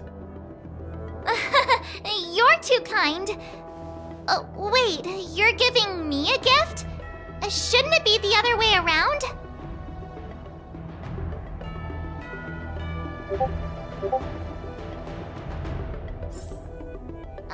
General Huaiyan's gone. Wait, why does something feel off about what we talked about? I think we strayed off topic. How did things even get to this point? Yeah, I brought you here because the General said he had some important matters to discuss. But how in the world did Yun Li and I suddenly become Miss March's swordplay mentors? Because General Huaiyan wants us to stick around on the Loufu for some time. But from his point of view, we're no different from all the other tourists who may leave at any time. Since the crew's actions were mentioned in the Loufu's operations log were given to the Alliance, he probably wants to see firsthand if we're as capable as the report claims, or if we're just some made-up excuse to save face. And he wants to see it for himself during the war dance, which is why he even dragged Yun Li into this. What began as a simple contest between two swordmasters has now evolved into you two collaborating to mentor March. Elder Huaiyan is still that tricky general who likes to give everyone a headache. My apologies. Truth be told, I invited all of you to the ceremony because I wished for you to act as my witnesses. Now, I apologize for not disclosing this information earlier. In the coming weeks, I'll also invite all of you to a meeting with General Fei Xiao, where you may need to answer her questions and clear up any doubts she might have. So please, be prepared for the meeting.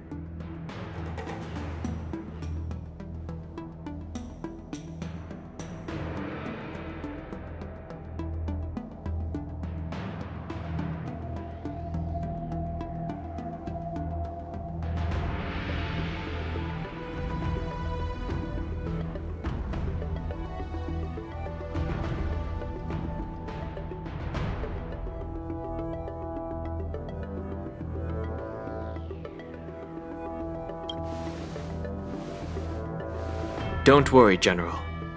No matter what happens, I'm prepared to stay here as the Express's witness and answer any questions.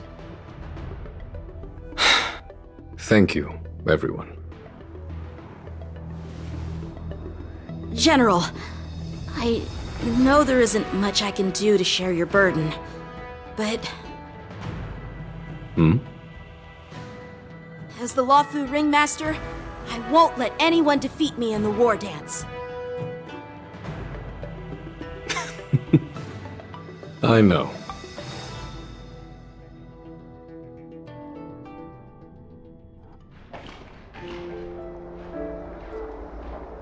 The illustrious Merlin's Claw waiting for me? And for so long, too? It's quite an honor. It's been a while, General Fei Shao. It's been 30 years since we last saw each other. Right, Yukong? Yes. Back then, you were the vanguard of the Yao Qing's Verdant Knights, and I was a pilot of the Loufu's Rainbow Orbit fleet. Who would have thought that upon meeting again, you'd be a general, and I'd have given up flying? Really does feel like a lifetime ago. Well, I wouldn't say I haven't seen you in 30 years. After all, your great victories are announced through the Yellow Bell resonance system every day. So I'm well aware of your great feats. How's your health holding up? Still stable, I suppose. Do you still remember the medic who saved me in battle? That healer with the odd name and peculiar temperament. What was his name again? Was it Pichu? Or Kachio? Jiao Chou. He's been my retainer and personal healer, delegated by the Alchemy Commission from the Xianzhou Yao Qing. Over the years, he's dedicated himself to managing my condition. It's thanks to him that I'm still in good health today. Given my background, I'm happy to have made it this far. I'm relieved to know that you're safe and sound. Well then, since you and Elder Huayan are here, I imagine you must have received orders from the Marshal? As your friend, may I ask how the Alliance intends to punish the General of the Loufu? The Arbor's rebirth has frightened the Elders who lurk behind the scenes. They fear the resurgence of abominations, much like what happened 30 years ago. Although the report from the Loufu explained all the details, we don't know if the Ruin Legion really invaded, or how exactly the Stellaron Hunters and the Astral Express became involved. This puzzle has many missing pieces. As you know, the fugitive Jing Liu, who mysteriously disappeared many years ago, has resurfaced. This time, she has brought along an Outworlder and a coffin, claiming to offer the Marshal a method to fight against the Eons. The Loufu Preceptor has also leveled accusations against Jing Yuan for neglecting the Alliance's principles. She asserts that Jing Yuan enabled the exiled Imbibitor Lunae to re-enter the Loufu, thereby unlocking the lunarescent depths within Scale Gorge Waterscape, which in turn disrupted the Vidyadhara's dutiful watch over the Ambrosial Arbor. It is for these reasons that I have come here to the Loufu today. Well, duty calls. Perhaps I shouldn't have mentioned all of this to an uninvolved person, but since we once fought together, I didn't want to keep you in the dark. Perhaps pretending you didn't hear any of this would be for the best. I understand. I'm sorry. I was out of line. I know I shouldn't be defending General Jing Yuan right now, but... well, you know how I am. The Loufu has enjoyed centuries of stability since the end of the sedition of Imbibitor Lunae, much of which can be attributed to General Jing Yuan's masterful strategizing. Unfortunately, for a long-life species, enduring through the ages always culminates in a failure that undoes all previous achievements, a moment that our adversaries relish. That's true. And that's why I'm also here for another purpose. To visit Hule. Hule? You mean that Hule? The Borisin warhead? The same Hule who has been imprisoned in the Shackling prison for over 7 centuries? The nemesis of the Foxians who will never be forgiven and shall be imprisoned until the end of the cosmos. I can't quite remember the exact wording, but yes, the very same Hule. Usually, only emissaries from the Xianzhou Yao Qing Skyfaring Commission visit him once every century. Why do you have to visit him now, of all times? The Foxians and the Alliance made a pact to combat the abominations, aiming to achieve justice and free their kin. That werewolf monster is to be forever imprisoned in the dark recesses of the Shackling prison, facing unending retribution. Given the situation on the Loufu, those on the Yaoqing are concerned about Hulei's imprisonment. I'm afraid that the routine visit every century is no longer sufficient to ease their concerns. That's why I was sent here, to reassure them. It's all bad news. Well, not everything. There might be a silver lining. Oh, by the way, I found some clues about the thing you asked for. Tell me more. The Verdant Knights followed the route you mentioned and discovered the wreckage of the Whistling Flame ship. Unfortunately, there were no survivors and no cargo. However, someone had already been on the scene before we arrived. Our people? Or someone from the IPC? No, neither. Yukong, have you heard of a person named Ron May?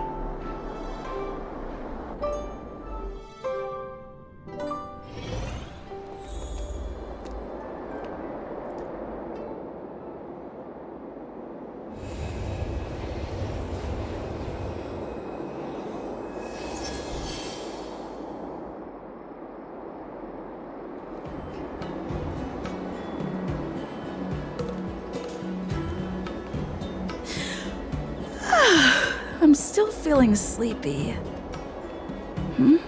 Did I oversleep? Where did March and Don Hung go?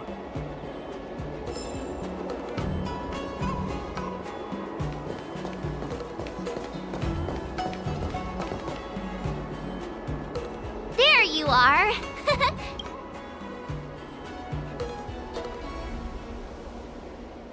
You haven't forgotten about our promise to General Huayan, have you? I woke up especially early so I can start teaching Miss March swordplay. Hey, why are you blushing, Master Yanqing? This is, the first time someone has called me Master. I need to, get used to it. Let me make it clear. Swordplay training is about improving your body, mind, and strength. It's not a casual game you can master overnight.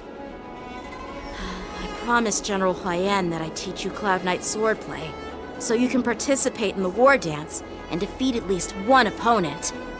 I'll do my best, but if you break your master's rules...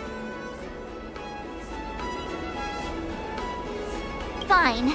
A promise is a promise.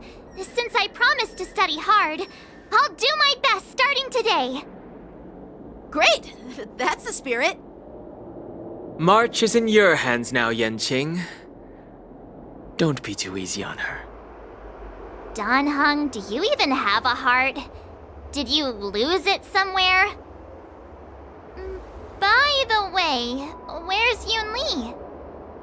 I've found a quiet spot in the back garden of the Palace of Astrum for our first lesson together.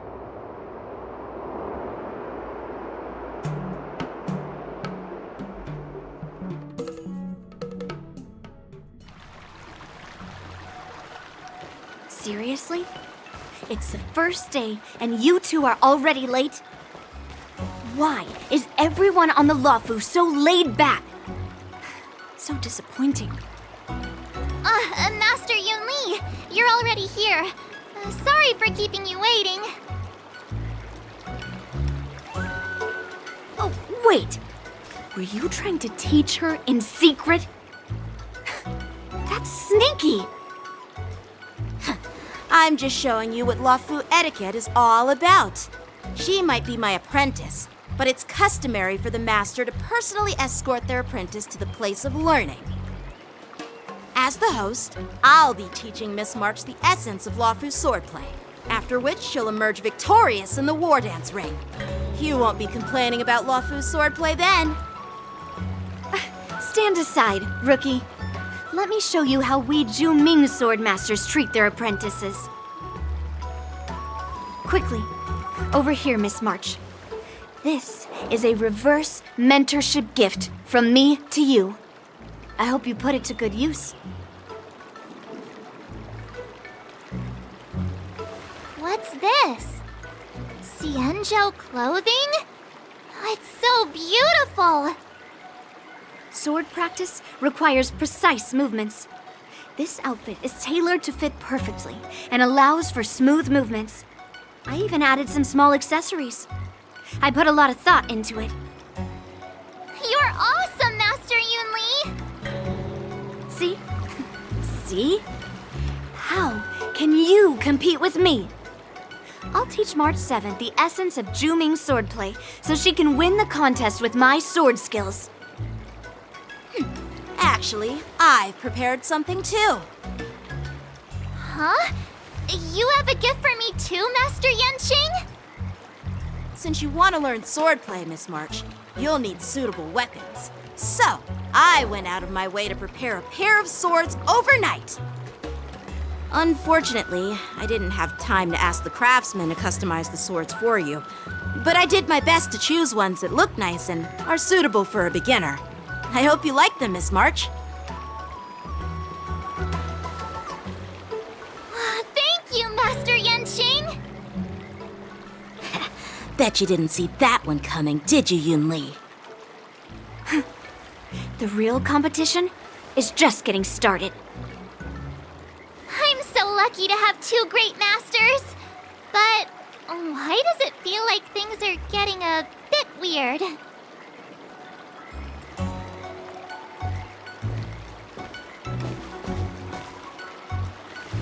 So what do you think, Masters? Does this outfit suit me? Perfect. I chose it carefully. It's perfect for beautiful young swordswomen like you and me. All right, let's get started with the training. The person next to me is a Cloud Knight instructor I've brought in. For your first lesson, try exchanging a couple of moves with him. Wait. We're having actual combat training for the first lesson? Isn't that a bit too intense? Well, I heard you have some experience with archery and martial arts. The first thing we're going to do is see just how strong your fundamentals are. Come on, step forward and strike with the sword in the most natural way you can think of.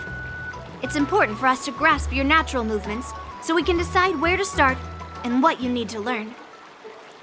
If you're ready, let's begin. Okay.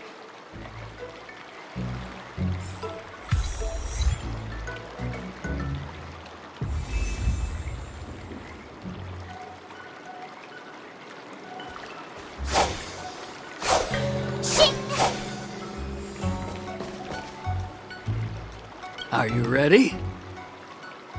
Yeah, I'm ready. But please go easy on me. Then I apologize in advance, Miss March.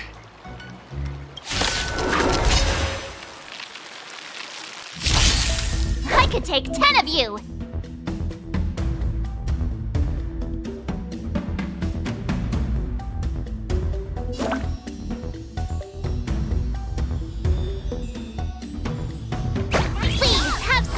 Pay close attention, Miss March. Loufu's swordplay is all about being swift and agile in your movements.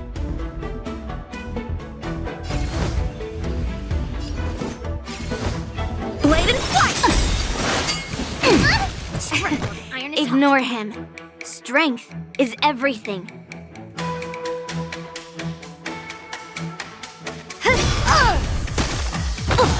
Like this? Well done!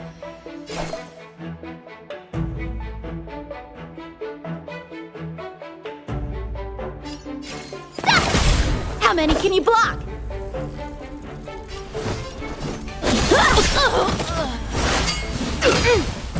Yes, you! Time for swordplay! Practice is over. Swords descend!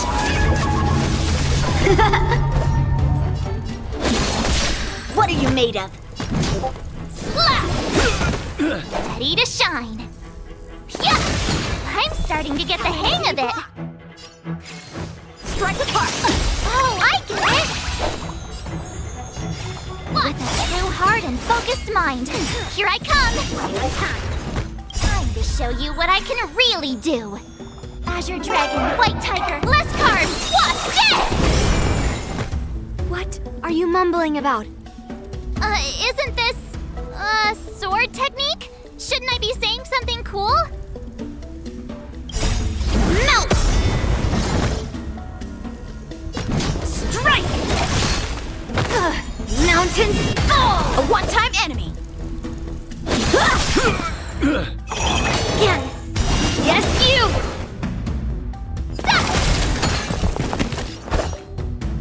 Bladed flight! You'll make good practice.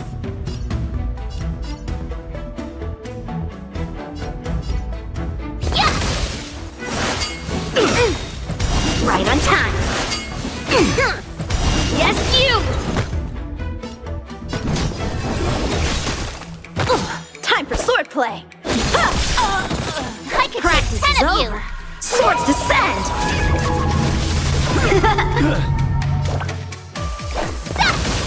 Awesome!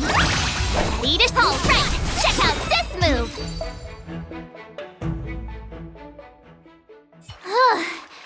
I didn't expect the first lesson to be so intense. Miss March has quick hands and a flexible body. She's a perfect fit for practicing Loufu swordplay. However, she lacks strength, and her strikes were a bit unfocused. But don't worry, that's totally normal for beginners. Once she starts practicing Juming swordplay, she'll make heaps of progress. Given the situation, I believe Miss March should start by working on her strength. Seriously, do you actually know anything about swordplay, or what? I could ask you the same thing. Dual swords require agility. So what's more important than footwork? Instead of focusing on her strengths, we should address her weaknesses. The drawback of wielding two swords is not generating enough force. What good is being quick on your feet if you don't have strength? It's not like we're dancing here. Skilled sword masters know how to play to their strengths and work on their weaknesses. Start with what you're good at, then tackle your weaknesses. That's the right way to learn. You're quite the theorist, huh? Theorist? You claim to be able to talk to swords. So what does that make you? A lunatic? Hey, it's only my first lesson, and you're already arguing. Come on, calm down, masters. I'll have to improve both my footwork and strength anyway, so it doesn't matter which one comes first. But it does matter. Just listen to me, March 7th. Aww.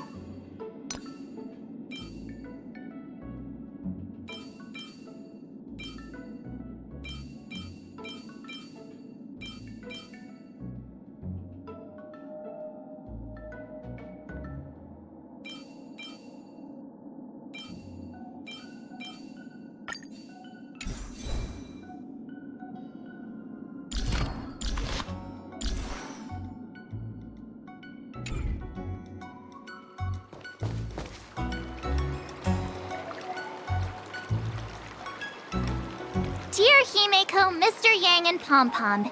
We're all good here on the Xianzhou Loufu, so no need to worry.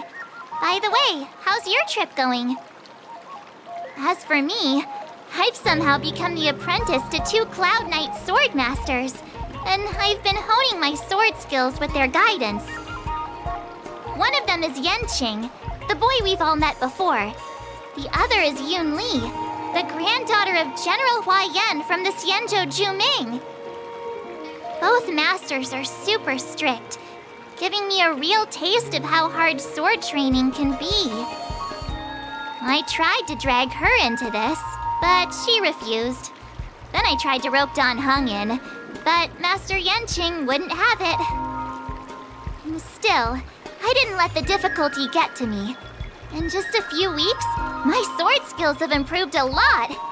Both my masters think I have unique talents in swordplay, and are literally fighting each other to teach me their skills.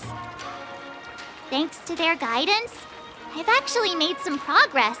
When I get back to the Express, I'll definitely show off my skills and impress you all. Looking forward to your reply. Yours, March 7th.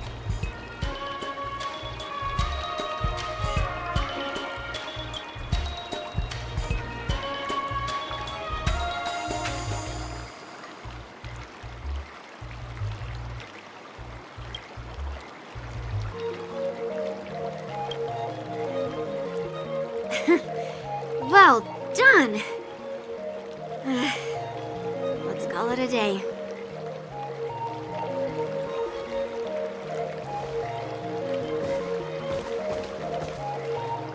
Miss March's sword skills are really coming along. She'll hold her own just fine in the war dance.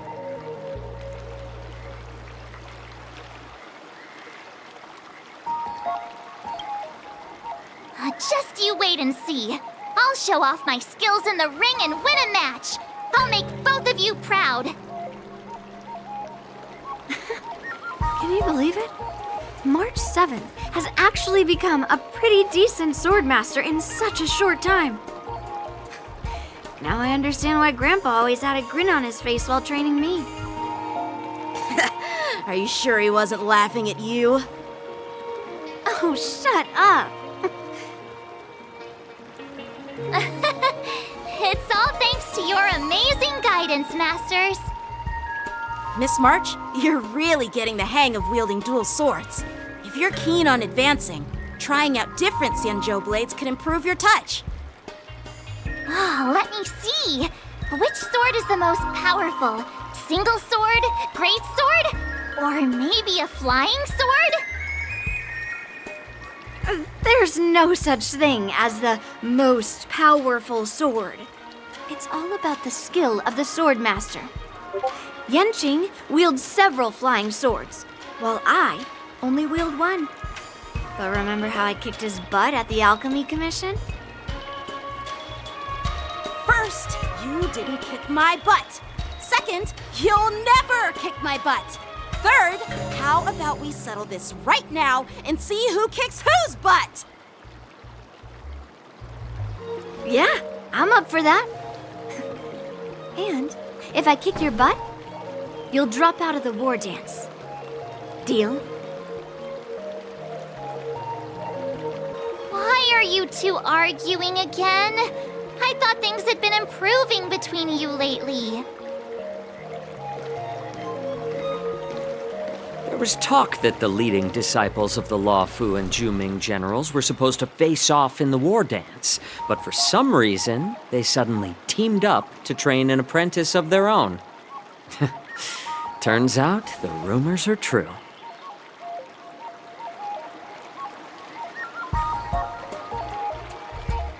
Tomorrow is the big day of the war dance.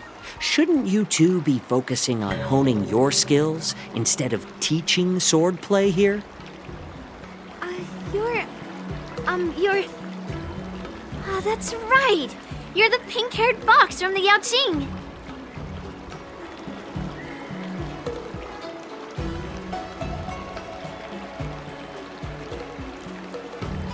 This is Mr. Jiaoqiu, the healer working for the general of the Xianzhou Yaoqing.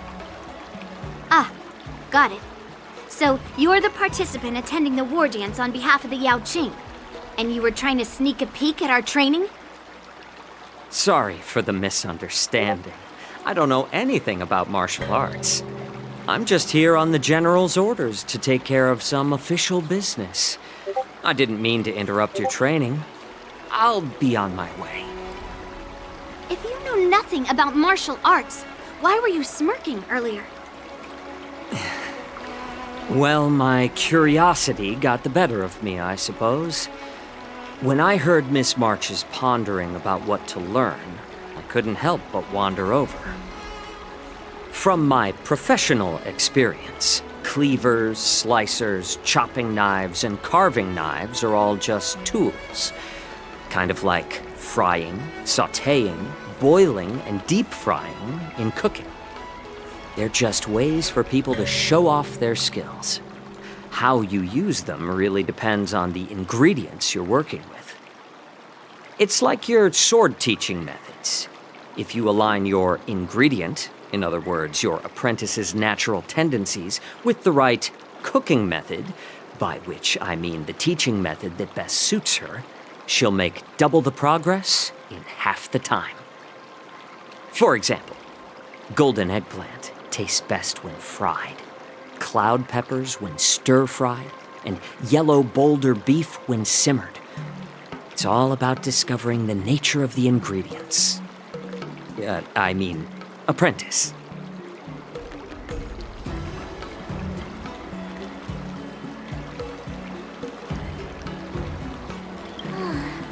All this talk about food is making me hungry. Are you a healer? Why are you talking about food?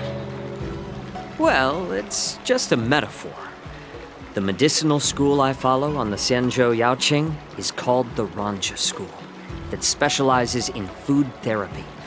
So it's only natural that I know a thing or two about cooking. So, you're the General's cook? I'm a healer. But anyway, a cook who isn't interested in health doesn't make for a good advisor. Fine. Call me a cook if you want. Seeing the way you're looking at me, it's obvious you think I'm just some feeble academic who likes to blabber on about martial arts. But, in reality, I know a thing or two about killing. After all, the art of healing inherently encompasses both life and death.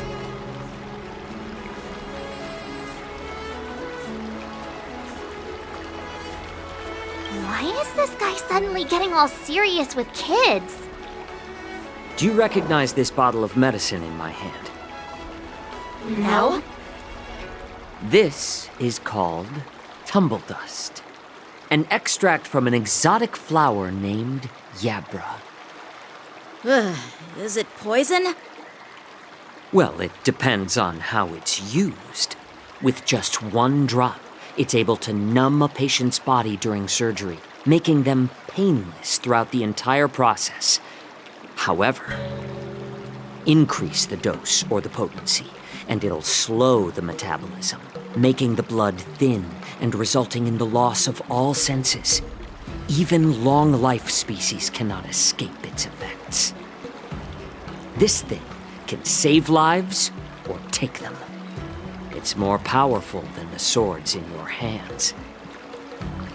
That may be so, but still, I prefer settling things with a sword than, you know. Huh. Looks like I did get you all wrong. You're not a feeble scholar, but a sinister and despicable one. Hey, why the insults all of a sudden? I'm just sharing some medical knowledge here, not persuading you to poison anyone. Seems like you get real excited when talking about poison. I can't tell if that's an honorable thing or sinister. Picture this. 2 individuals. The one standing is full of malice. The other lying down is honorable and righteous. How can the one who's lying down label the one standing as sinister?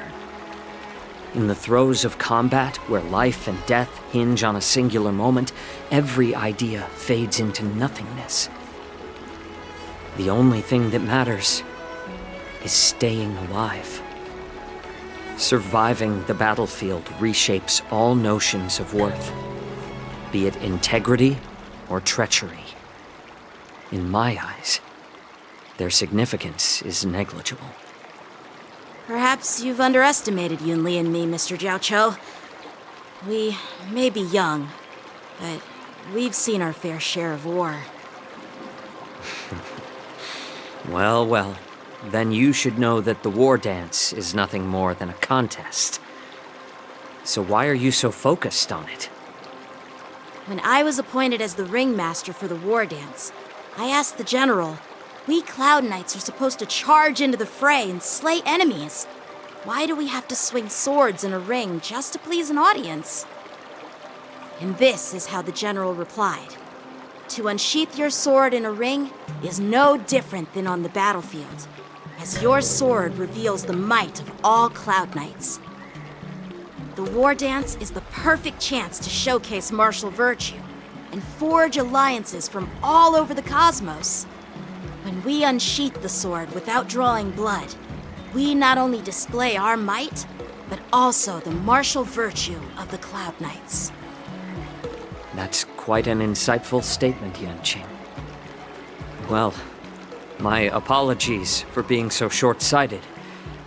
I've been on the Loufu for quite some time, but I haven't had the chance to see the ceremony venue for myself yet. Hearing you speak so highly of it has piqued my curiosity. Would you mind showing me around? You want to see the Sky Splitter ship where the war dance will be held? Let's go! I bet Yunli and Miss March haven't seen it either, right? Well then, I'll give you all a tour.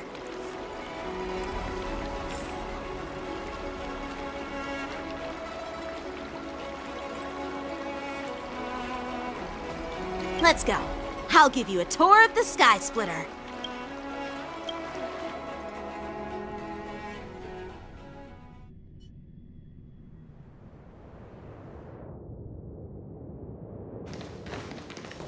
Looks like a lot of other visitors have also come to catch a glimpse of the Sky Splitter.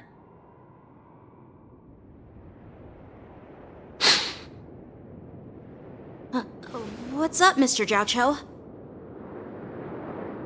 No, it's nothing.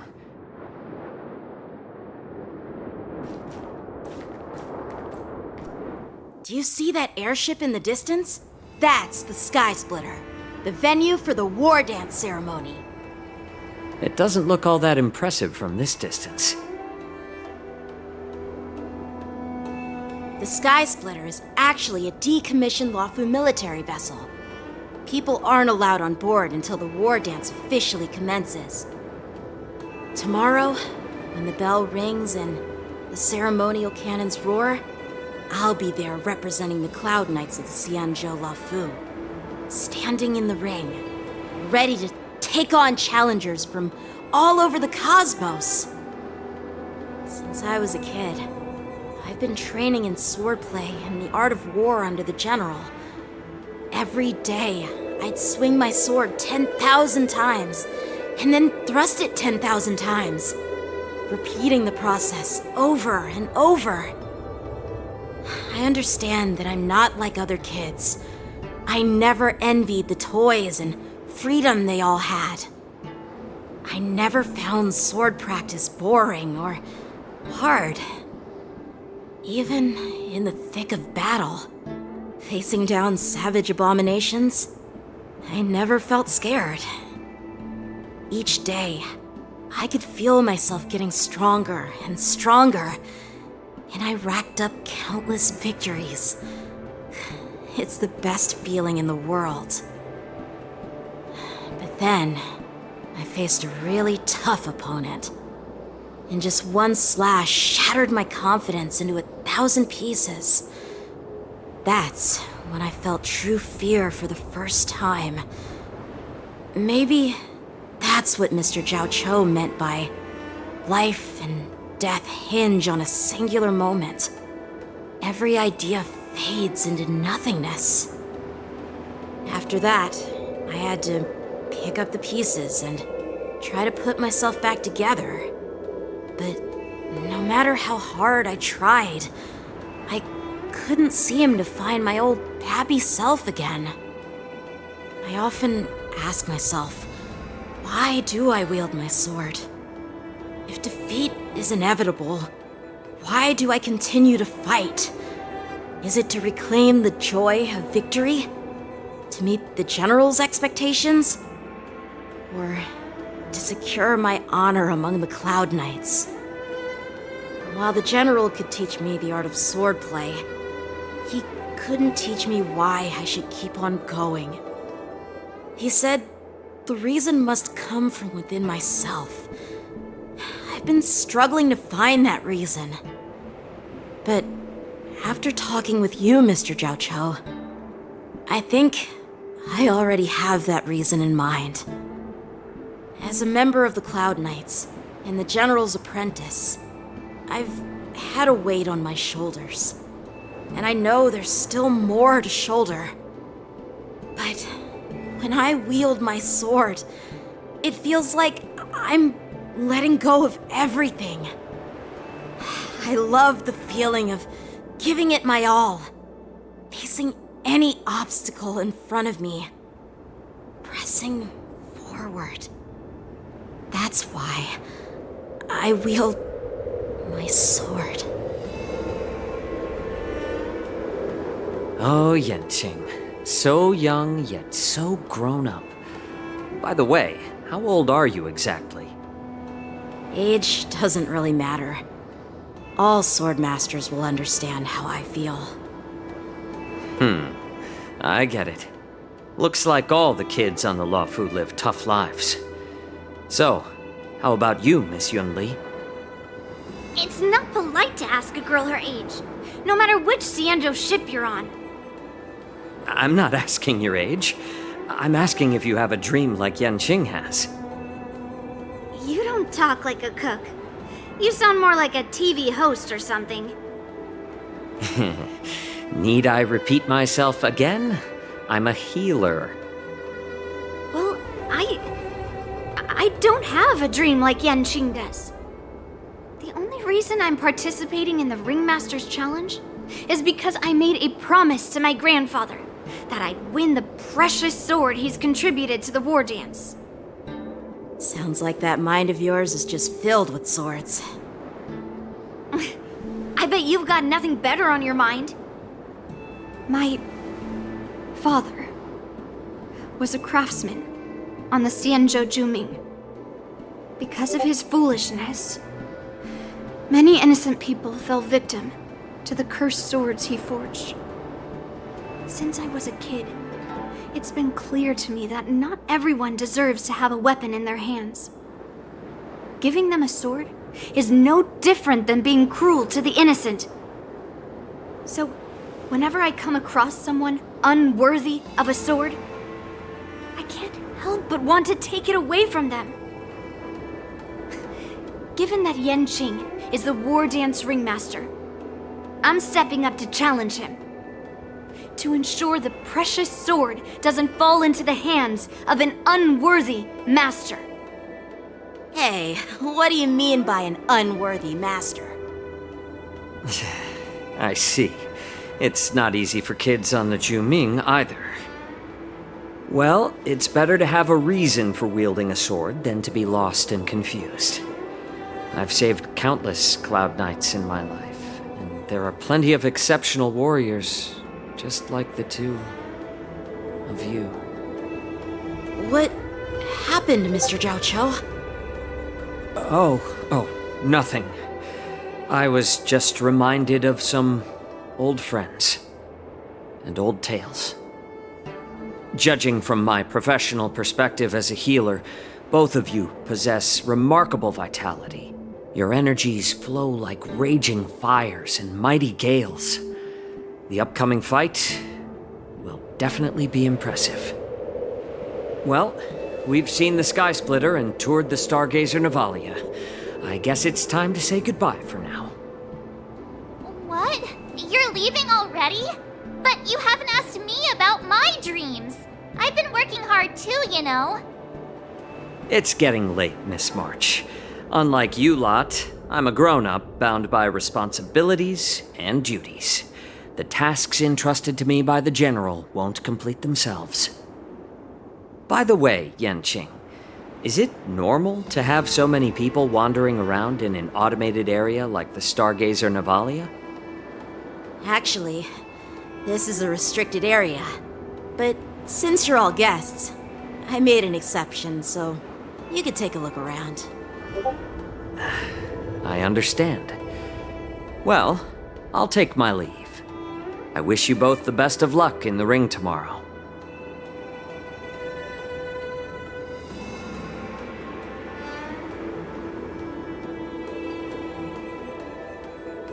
Seriously? I just spent so much time thinking about my dream that he didn't even ask me. Now that we're done with our tour of the Sky Splitter, shall we continue with our training? Why don't we take a day off? What?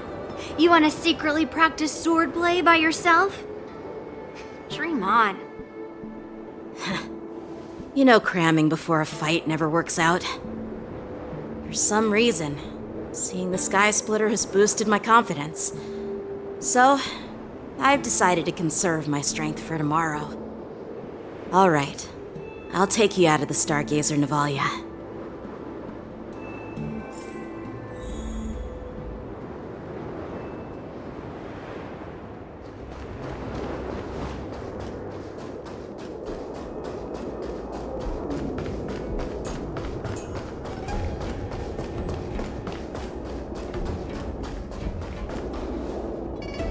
Just shut up, Red Fang! This is not a beast ship. I need some time to take care of things. You willingly donned the skin of a lowly beast to join this mission, dedicating yourself to our glorious cause. And now you're telling me you can't handle it? Do you realize how many ships we need? I'm doing my best, all right? It takes time to figure all this out. When the guns go off tomorrow, all eyes will be on it. That'll be our only chance. How's that? Who's there?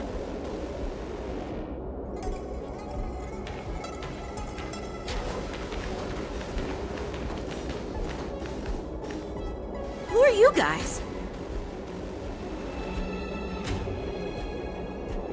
An impromptu inspection. Why are there outsiders loitering in Stargazer Navalia? And a bunch of kids at that. Hey, kids, didn't your parents ever tell you to stay away from the Stargazer Navalia? I know it's an automated facility, but it doesn't mean you can just break in and do what you want.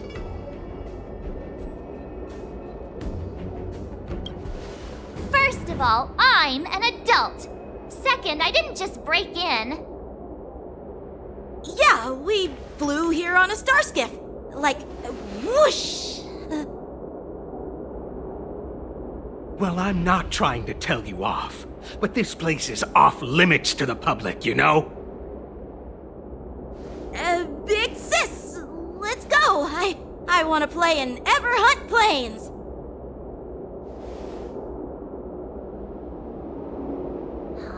Ever hunt planes?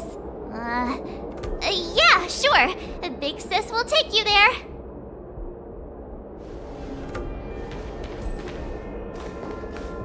Shuha!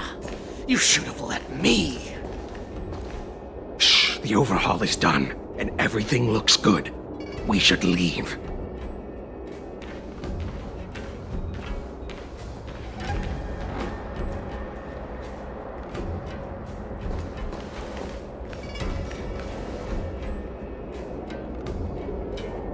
Could you repeat what you just said, Yanqing? What did I say? Big sis, let's go. I want to play in Ever Hunt Planes. Come on. Can't you read the room? Something is definitely off about the three people we just met. Yeah, anyone could see that. I just wanted to hear you say it again. That pink-haired fox tried to say something. I'm pretty sure he sensed something fishy. Since he's not familiar with this place, he just dropped us a hint. But you didn't seem to be paying attention at all. I knew that from the beginning.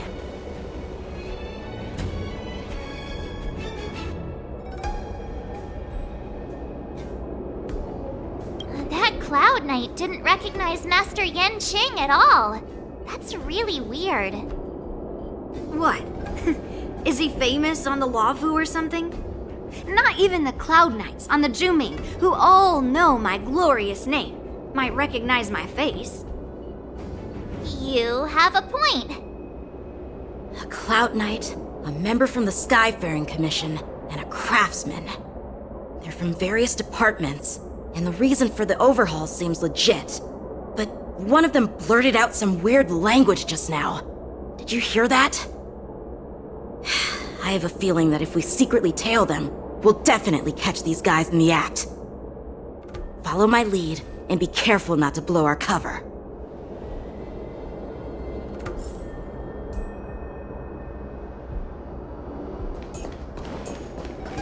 Never mind who they are. Let's just film them.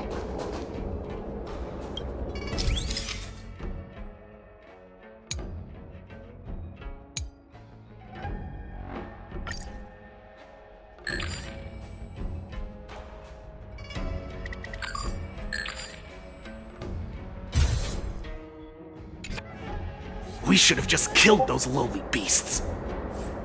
Those little brats won't take up much space. There are boxes all over this place. Just dump them into one and no one will notice. Cut the theatrics, Grulok. Even the slightest slip-up could interfere with Lord Moktok's plans. So where are we heading next? To check the freight skiffs. We've got a lot of preparations to do. Also, don't forget to take those crates with you. Weapons, supplies. We've got to be well prepared. Otherwise, we're screwed. So, are they smugglers? What exactly are they up to? I have no clue, but they seem to be moving those crates. I've got an idea. We can hide inside the crates and follow them.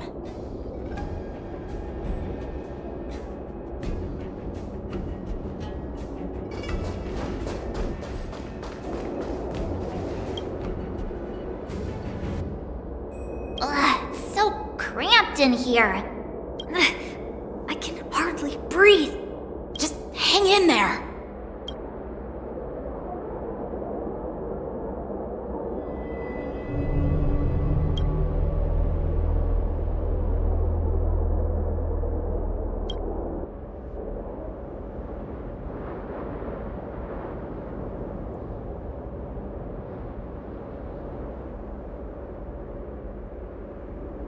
Let's just put the cargo here for now, all right?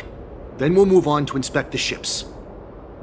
Lord Moktok said that as soon as we're done, we're to board the freight skiff and leave this place. Don't worry, I've changed the shipping schedule. You two, come with me. Is it just me? I keep smelling that stench of lowly beasts everywhere we go. Don't be so paranoid.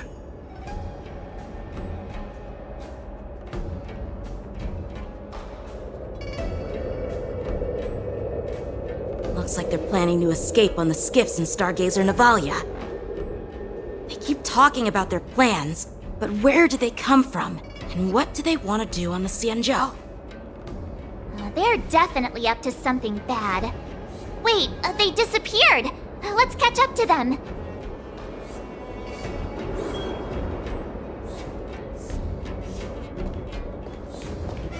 Tread softly, breathe quietly, and make sure to keep an eye on them.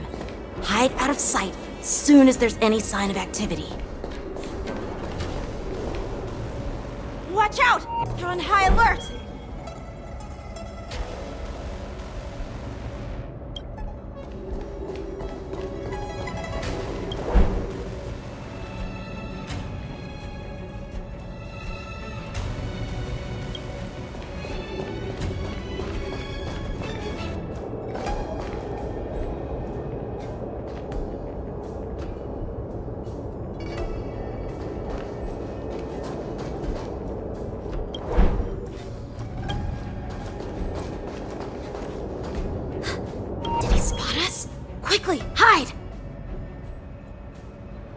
be so paranoid. We're running out of time. Get over here! Shuhard, I'm coming!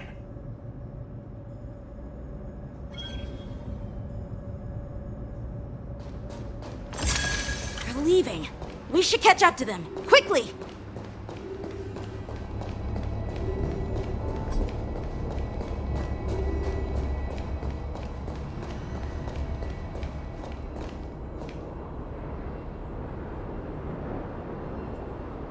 What are they up to? They're all wearing official uniforms, but I'm pretty sure they're not members of the Skyfaring Commission, the Artisanship Commission, or the Cloud Knights. This is way too suspicious. Never mind who they are. Let's just film them. That way, if they do anything bad, we'll have solid evidence against them.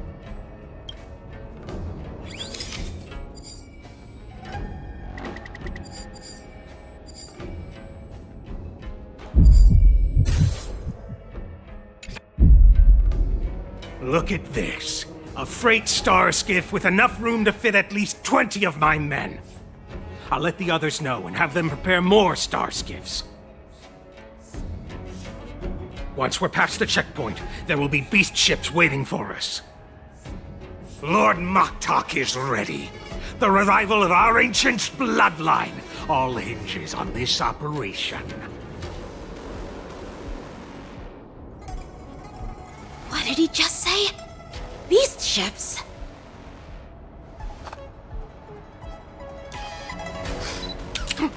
Who's there? It's those brats! I told you to get rid of them, but you didn't listen, you idiot! Wipe them all out!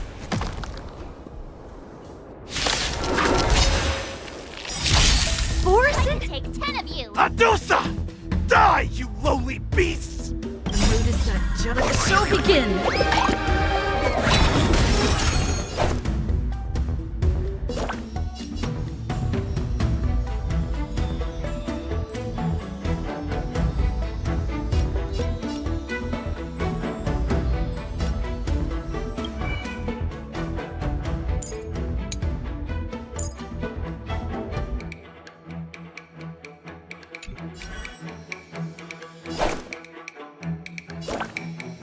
Nice job! Sam in position. Detonate. Like fireflies to a flame, until everything burns to ashes! Fight to live!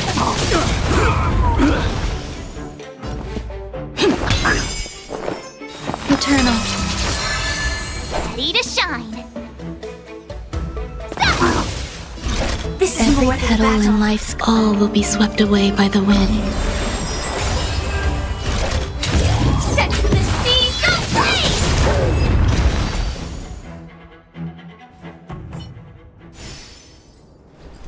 How is this possible? How did these Foxians change their appearances like that? They're not Foxians at all. They revealed their true form. They're Borisin, just like the bandits I defeated on the IPC ship.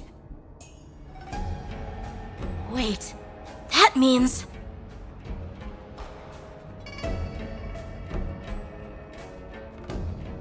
Well, how did the Borisin manage to infiltrate the Cienjo? It's not just a simple disguise of wearing our clothing and shaving their whiskers. They're somehow able to alter their appearance to be indistinguishable from Foxians. They even have official IDs for the Skyfaring Commission, the Artisanship Commission, and even the Cloud Knights? Let me check this fake Cloud Knight's tag. Maybe it'll give us some clues. Lujun, an officer of the Patrol Defense Squad? Wait! What's the matter? I encountered a patrol officer named Lujun before. It was a few weeks ago, when we were transporting the Borisin prisoners. If they can forge official identities and move around the Cienjo without raising suspicion... Oh no, this is bad. Even worse. If you find one cockroach on the Express, it usually means... There are more Borisin hiding on the Xianzhou. I bet their plan is much bigger than just stealing information. We've got to report this to the Seat of Divine Foresight.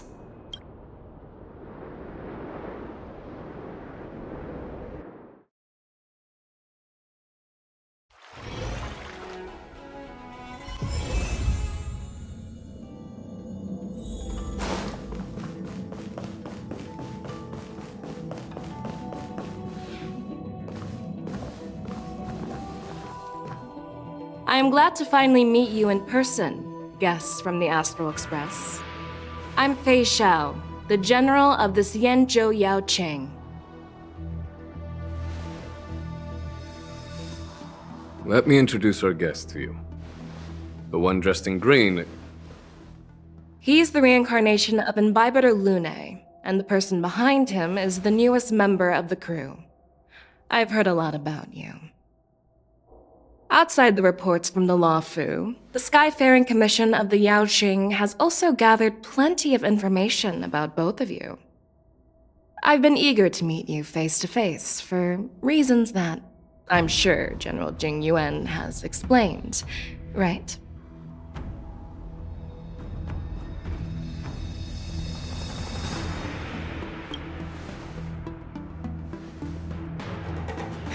That's right. But don't worry, this isn't a trial. I just want to have a chat with you and get a better understanding of the facts. According to General Jing Yuan's report, the Ruin Legion is to blame for the Ambrosial Arbor crisis, and all Arbiter Generals should pay attention to the Ruin Author's movements. Over the years, the Destruction's minions have wreaked havoc on countless worlds, and the Alliance has been keeping an eye on them. But no one expected them to join hands with the remnants of the Abundance. The damage caused by the Ambrosial Arbor crisis was far less severe than expected, which is good news for us. However, it was quite different from the Ruin Legion's usual style of destroying life wherever they go. While I trust the bravery of the Divine Foresight and the Nameless, I'm curious about some details missing from the report. I'd like to take this chance to have an exchange with both of you.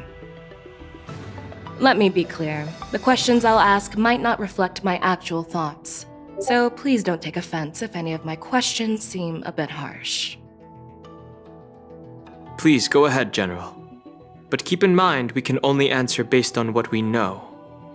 And perhaps you already have the answers to your questions in your heart.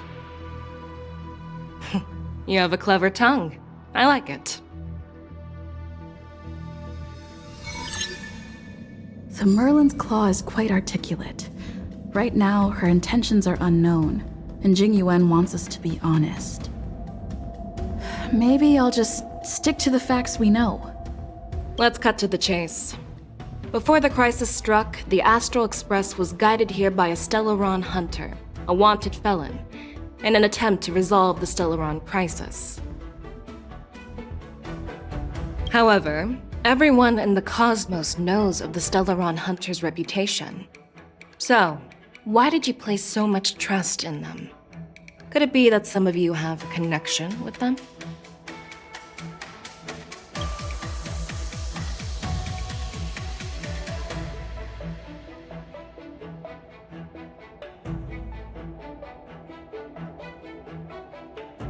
Rumor has it that Elio, the leader of the Stellaron Hunters, possesses the power to see into the future. He foresaw that the Xianzhou and the Express would have important roles to play in the war against Nanook. That's why we were lured here to the Loufu, to deal with the Stellaron crisis and fulfill the prophecy. General Jing Yuan believes in this prophecy too, as mentioned in the report. I'm curious why you didn't question it at all. Could it be because one of the Stellaron hunters is actually an old acquaintance of General Jing Yuan? Please be cautious with your words, Merlin's Claw. Let's avoid sowing doubt among our comrades. That Stellaron hunter used to be my disciple. So are you putting my loyalty in question too? I'm simply bringing up the doubts about General Jing Yuan that exist within the Alliance. Since I'm representing them, perhaps you can just imagine me as one of those old geezers. Let's move on to the next question. The reports suggest that Don Shu, the master of the disciples of Sanctus Medicus, colluded with the Lord Ravager and used the power of the Stellaron to resurrect the Ambrosial Arbor. But here's the thing. Don Shu was just a chief alchemist. Even if she colluded with our enemies and summoned the Stellaron, how did she manage to bypass the Videodora guards around the Ambrosial Arbor?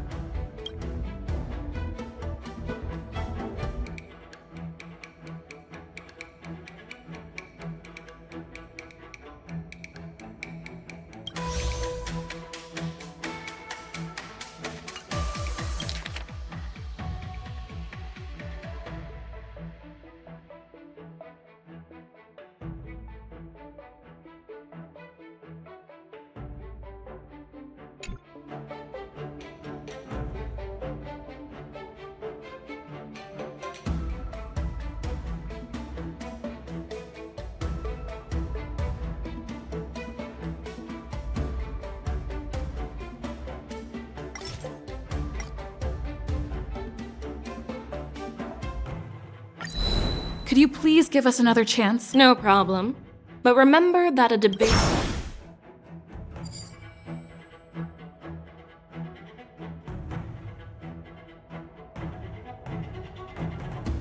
You know what? Maybe I do have a connection with Stellaron hunters. Oh, now that's interesting. Looks like you're quite close to the Stellaron hunters. However, I must warn you that they are wanted felons.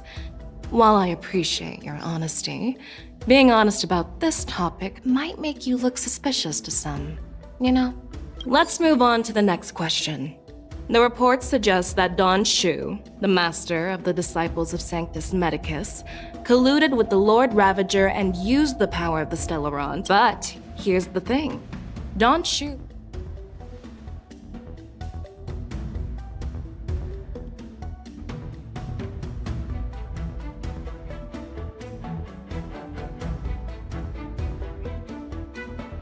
If the Loufu hadn't exiled Don Hung, leaving the Videodora with no leader, they wouldn't have fallen into chaos, and there wouldn't have been the opportunity to bring the Stellaron to the roots of the Arbor unnoticed. Imbibitor Lune was exiled due to his own crimes. Now, Don Hung, as his reincarnation, is free from his sins. However, why did he risk trespassing on the Xianzhou Loufu before his exile was lifted? I was concerned about the safety of my companions, so I acted brazenly. I admit I was reckless at the time, but... But he returned despite everything. Now, let's consider the outcome.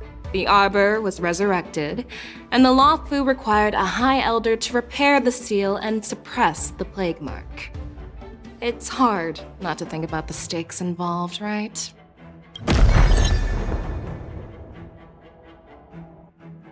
Well, it appears that you are still unable to give explanations for several details about how the Nameless got involved in the Ambrosial Arbor crisis. Generals, I am finished with my questioning. So, what do you think, General Fei Shao? Have the doubts in the report been cleared up? The two Nameless have been honest in their answers. Even though there are some tricky details, my intuition tells me there is nothing wrong. However, the three questions I posed earlier were not just for the Nameless, but for you too, General Jing Yuan. First, the disciples of Sanctus Medicus grew uninterrupted on the Loufu, yet the 6 charioteers were not aware of it. That was a dereliction of duty. Second, you believed in the Stellaron Hunter's prophecy and entrusted outsiders to solve the crisis, even granting them access to the plague mark. That was a dereliction of responsibility. Third, you insist on holding the war dance right after the Ambrosial Arbor crisis, putting the Loufu back in the spotlight. That is a dereliction of wisdom. Merlin's Claw. Is this your line of thinking, or the Ten Lords? From the moment I walked in, I made it clear that the questions I'd ask might not reflect my actual thoughts. The disciples of Sanctus Medicus were deeply rooted and had been plotting for a long time. I admit it was my negligence for not noticing it earlier. As for the Stellaron Hunter's prophecy, I didn't believe all of it, but in the end, the Loufu did survive the Ambrosial Arbor crisis. So, I think it's safe to say that Elio's prophecy about the future holds some merit. And as for the war dance, do you think I'm unaware of the risks? However, risks can also be opportunities. The Loufu has lain low for too long. I believe it's time to stir up the dregs hidden in the depths and wash them away once and for all. Just as I expected from our sophisticated divine foresight. You have a way with words. I like it.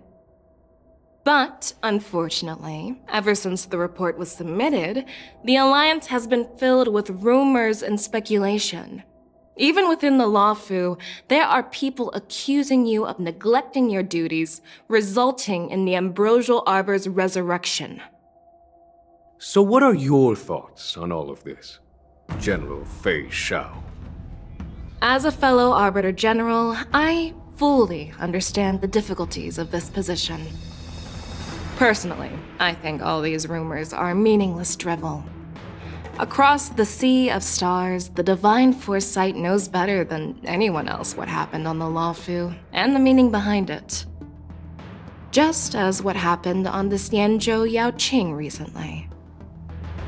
You mean the Xianzhou Yaoqing is also... The scouts of the Verdant Knights have sent back reports that Borisin are making trouble again. The Borisin packs that were once divided and scattered have started swallowing each other up, forming larger and larger packs. Moreover, there's an entity named Mongus behind it all. An entity? According to the report, this entity isn't actually a Borisin. It's a woman claiming to be the messenger of the Master of Immortality. She's described as having 12 faces and 12 pairs of fangs, as cruel as poison and as elusive as quicksand. The Borisin believe she'll give them a chance to rise again. That's Ventilia. That's right. You're lucky that I'm the one who came this time. If it were the Patina Justice or the Seer Strategist, this conversation might not be so friendly. I've always had faith in my instincts, so I don't doubt your good intentions. But the Alliance has its fair share of questions and doubts about the Loufu. So, my plan is to come up with an acceptable answer to satisfy the Alliance. What's in this plan, General Fei Shao? General Jing Yuan, you already know what has to be done. But since you don't want to be the bad guy, I'll take care of it for you. You need the final word from the Ten Lords Commission to quell any doubts. And for that, I'll have to ask the two Nameless to visit the Shackling Prison. No, I'm not imprisoning you. While you're there, I'll ask a judge in the Ten Lords Commission's Interrogation Division to record a detailed testimony with the karmic mirror from both of you. We'll fill in the gaps that weren't covered in the report and silence any protests within the Alliance. I'm okay with that. Your willingness to help is truly heartwarming, youngsters. Then, as the Merlin's Claw requests... Oh, there's one more thing. This testimony is for silencing the voices of opposition within the Alliance, but I would like to urge General Jing Yuan to listen to the pleas of the Foxians on the Xianzhou Yaoqing. So, you are here for Hule. Exactly. Hule is locked up in the Loufu's Shackling Prison. Since he is the Broodlord of the Borisin, I want to transfer him onto the Xianzhou Yaoqing and imprison him there. The recent movements of the Borisin suggest they're planning something big, so we must act preemptively. It makes sense to have the Foxians keep an eye on their arch-nemesis. Since you trust my judgment, I'll repay that trust. What do you think about all this, General Huayan? I was worried this would turn into a heated argument, but it seems like both of you are on the same page, solving each other's problems. I couldn't have asked for a better outcome. And as for Hule, I'll send my Lieutenant Jiao Chou and Moza to check on his condition in prison and ready him for transport. If there are no more questions, shall we get this started?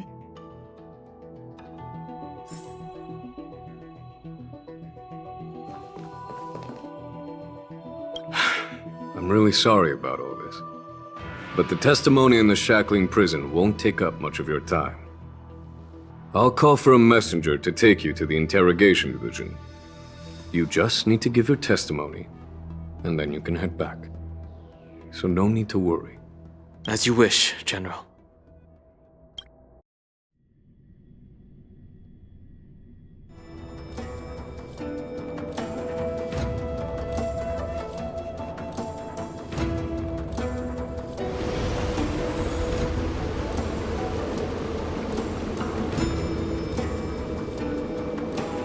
As General Jing Yuan requested, everything is prepared for your arrival, and I am here to receive you.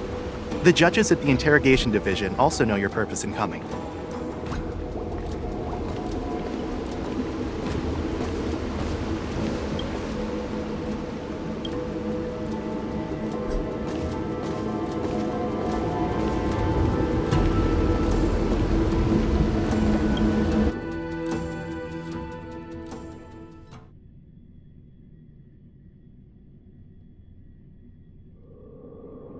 The shackling prison. I didn't expect to be back here after all these years. Dan Heng. Don't worry about me. If you're ready, I'll open the gate for you.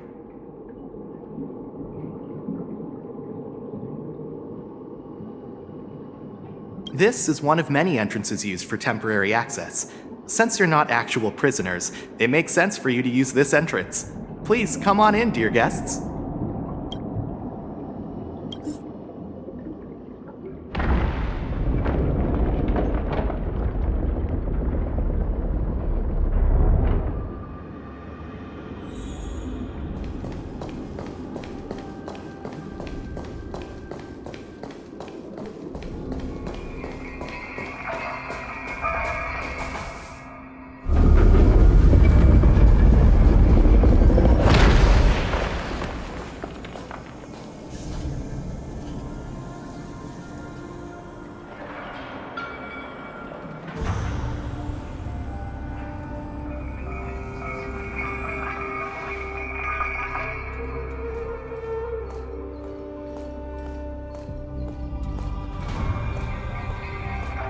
What are you looking at?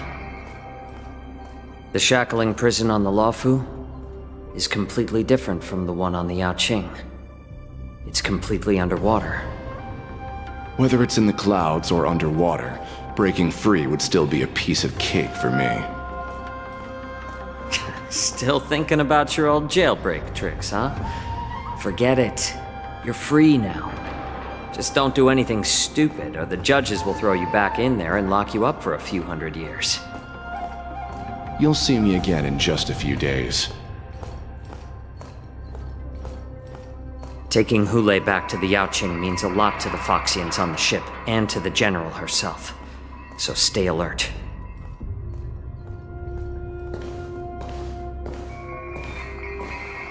Guests, my name is Shui Yi, and I'm here on orders from the Incarceration Division of the Ten Lords Commission. We're Jiao Chou and Moza. General Fei Xiao sent us to extradite the Borisin criminal Hule to the Yaoqing.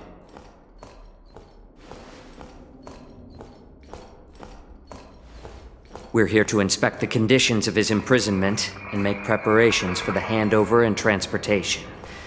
I assume you've been briefed, Your Honor.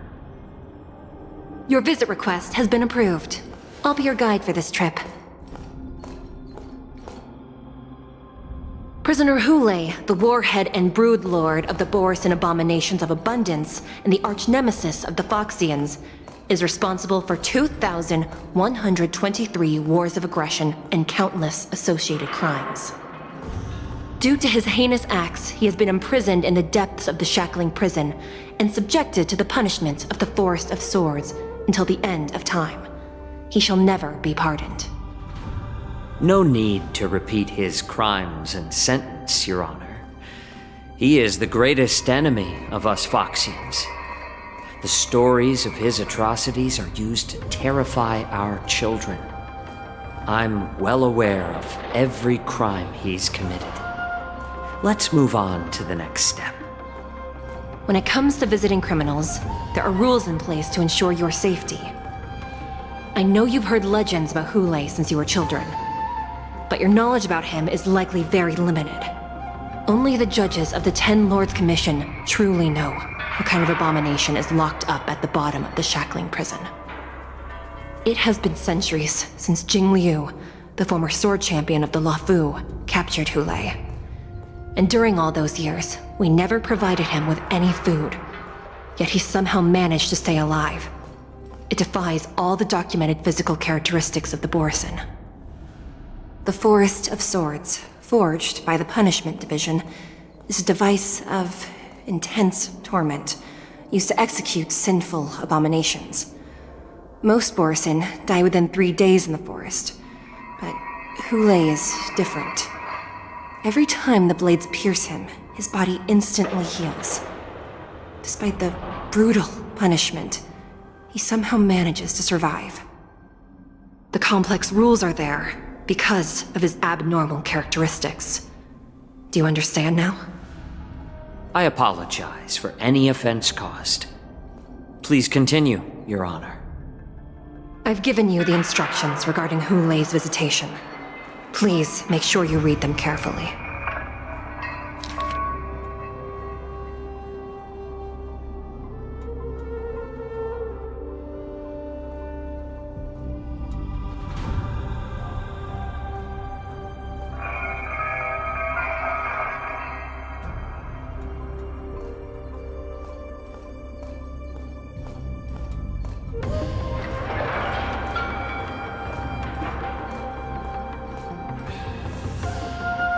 And please, take this pellet before proceeding. No, I'm not taking random medicine. Then you won't be allowed to visit Hule. Just swallow it already. Hule is like all Borisin. He can release a pheromone called lupatoxin that induces fear. Thousands of years ago, we Foxians were enslaved by the Borisin. Not because we were naturally weaker, but because of their lupatoxin. This pill is for our own mental well-being. I understand. I knew you were a reasonable person. Now that we've taken the medicine, let's proceed.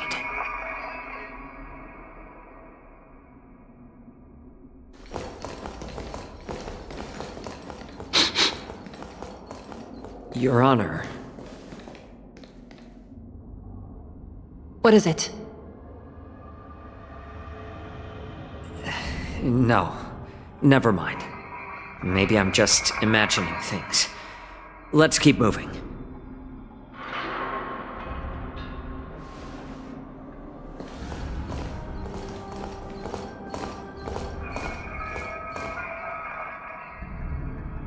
Here we are. Her Honor hasn't arrived yet. Please wait a moment.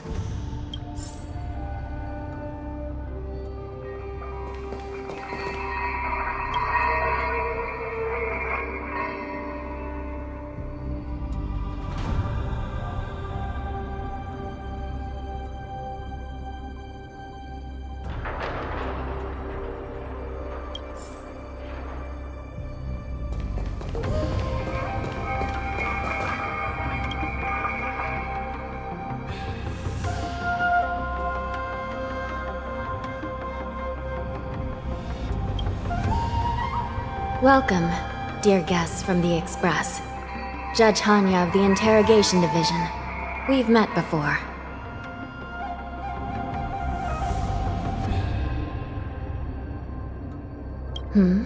You don't want to see me?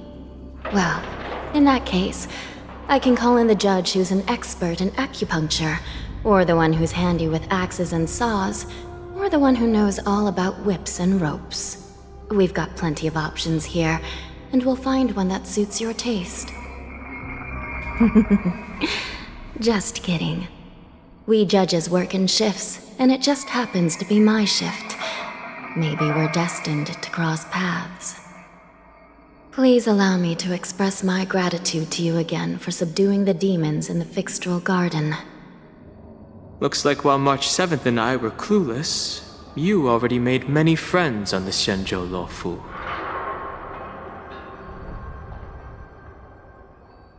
Even though you and I have met before, we can't show any favoritism under the Ten Lords.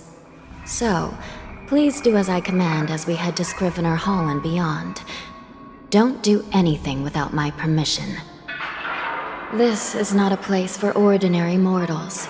You and Mr. Danheng, please come with me. Please lead the way, Your Honor. Please let me activate the mechanism before we all move forward. And please, watch your steps.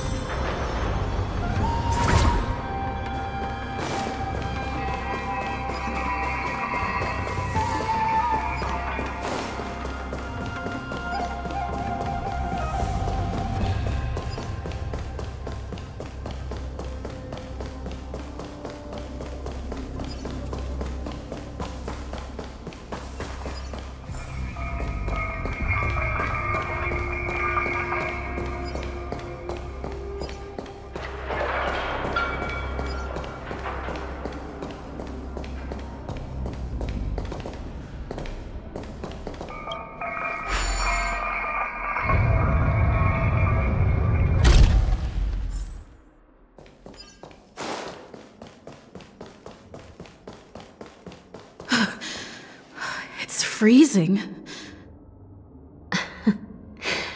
This place is filled with the cold air from the northern peak of the polar delve. Even the toughest long-life species would have a hard time enduring this.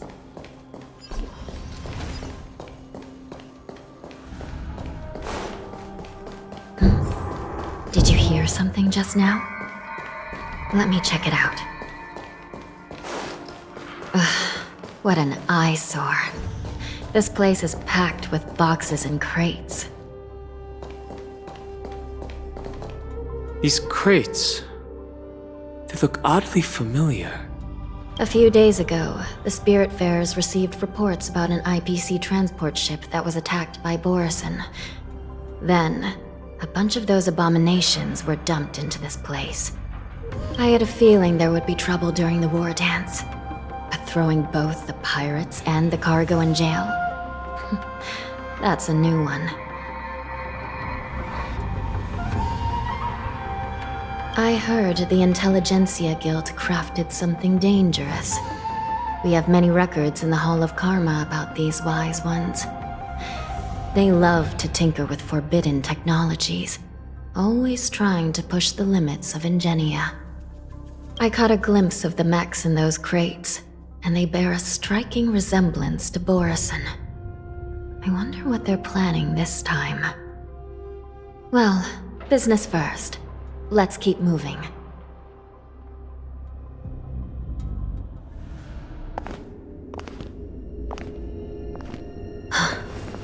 Strange. I don't remember checking the containment facilities a second time.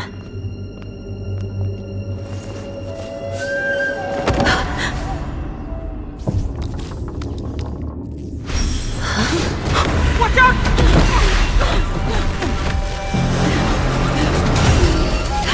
Emergency! All All wardens prepare for action! Emergency! All wardens prepare for action!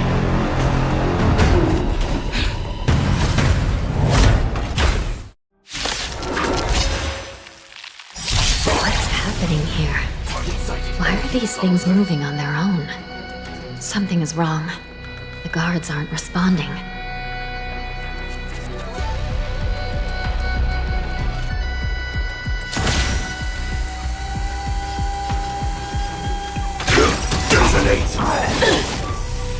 Like fireflies to a flame, until everything burns to ashes! Fight to live! Life's like a good brew, full-bodied and sweet. My friends, indulge yourselves! Dreams do come true. The mood is set just right. Let the show begin. Attack detected! This thing is going wild, just like a Borison. Looks like we're on our own for this one. This is more than battle. Set to the sea, go free! Every petal in life's garden, all will be swept away by the wind. That's all you got? Rhythm get messed up. Let's improvise. But how is this even possible? The Spiritfarers follow the protocols, cutting off power to the mechs and sealing the crates. How could these mechs still start moving? It's just like what happened in the Artisanship Commission before. These goods went haywire and attacked everyone in sight.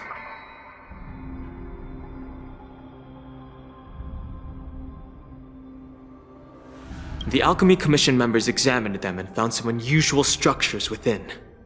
These things showing up in the Shackling prison can only mean one thing. A prison break.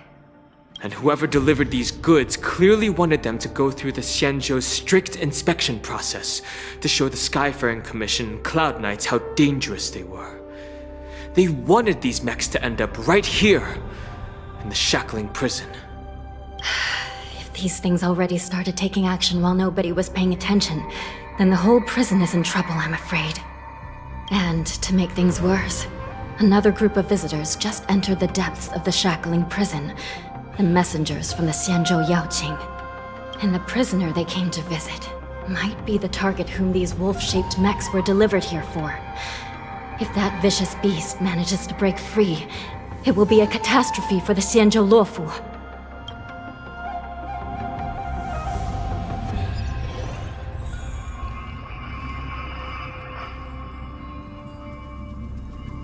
Here we are.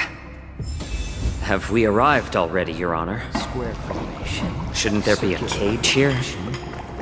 The most notorious felons are locked away in the solitary delves, deep down in the prison. Those delves can't be opened without proper authorization. The blue bird paves the path, and the Stygian lanterns illuminate it. Help me light up these lanterns, and the way to the bottom of the Shackling prison will reveal itself. I've given you the diagrams for lighting the lanterns. Please take a look.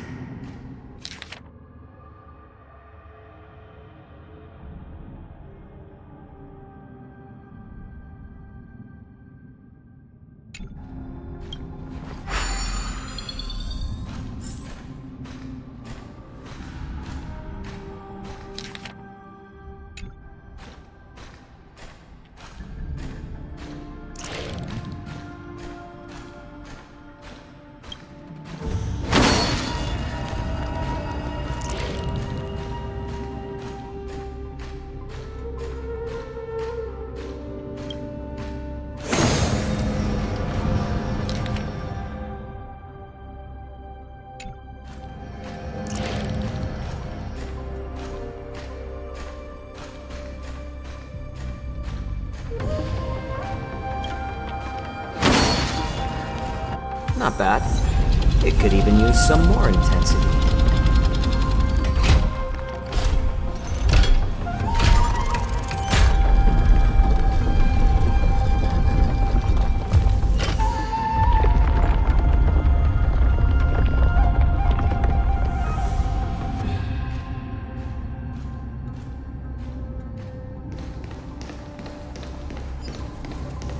path is open. Once we descend to the bottom of the prison, please do not do anything reckless.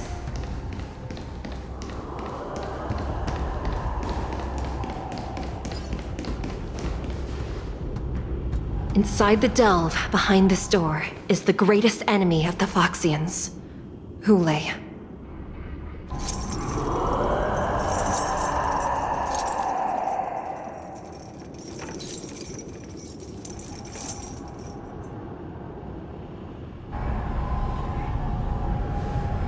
According to custom, envoys from the Yao Qing visit the Xianzhou Loufu once every century to check on this abomination's imprisonment and condition. Even though the Ten Lords Commission sentenced Hulei to the Forest of Swords, suffering every day for the rest of his life, I understand that the Yao Qing messengers want to see him dead.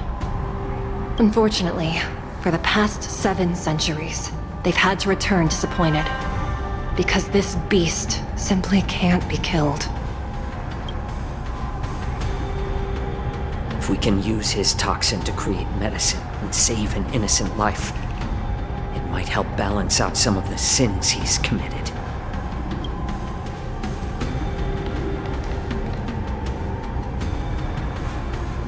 Could you be the key to a cure for the General, Hulei?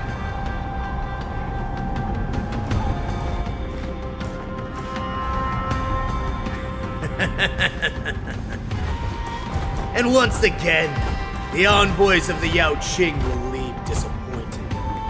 However, I won't say the same for me and my brothers. Who's there? I'm just a humble counselor of the Rhino Hound Pack. You can call me Mock Talk. Wardens, intruders on the lowest level! Send reinforcements! Nobody will hear you here, at the bottom of the shackling prison. Thank you for opening up the prison for us, Your Honor. We'll take it from here. No wonder I kept smelling that familiar stench. So it wasn't just my imagination. Do your thing, Morsa. We mustn't let these abominations get any closer! Detestable things. There are too many of them. Once we were inside the shackling prison, we found soldiers available for us everywhere. The mood is set. Let the show begin! Like fireflies to a flame, until everything burns to ashes!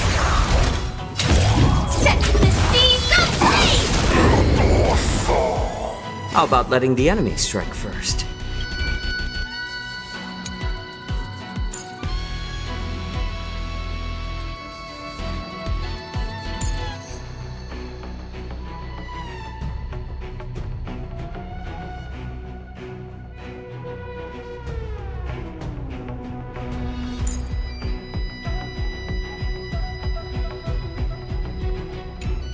Think thrice, act wise.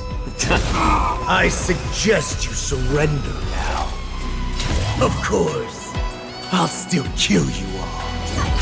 But I promise it'll be swift. More seasoning. Stay away! Don't catch up. Some value, I suppose. Existence is unity. This is more than a battle.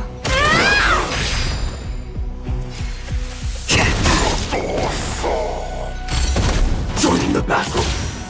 Attack! How presumptuous. Die now! Leave if you can, Morsa. It's not time yet. Detonate! Until everything burns to ashes! I'm honored by your presence. Since you're already here, why not have a meal before you leave?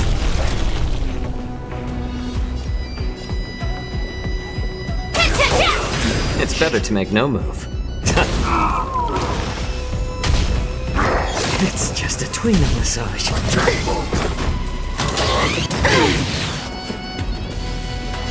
Let's improvise. Every petal in life's garden, all will be swept away by the wind.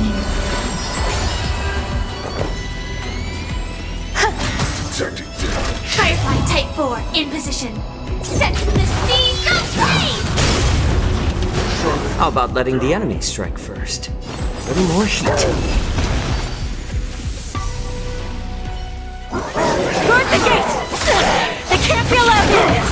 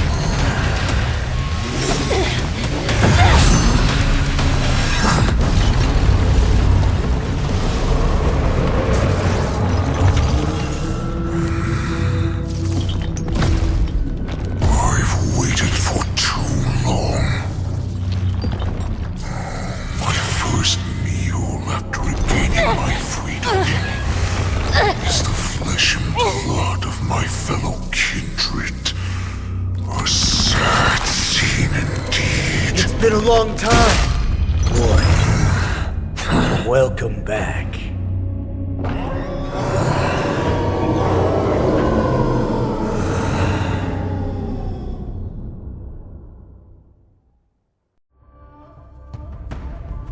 How many times has the old verdant home spun around since our last hunt? Duran's whelp, tell me your name! Oh, great Hule, nemesis of the Foxians, and the hunter of all beings. I'm Moktok, a humble counselor of the Rhino Hound Pack.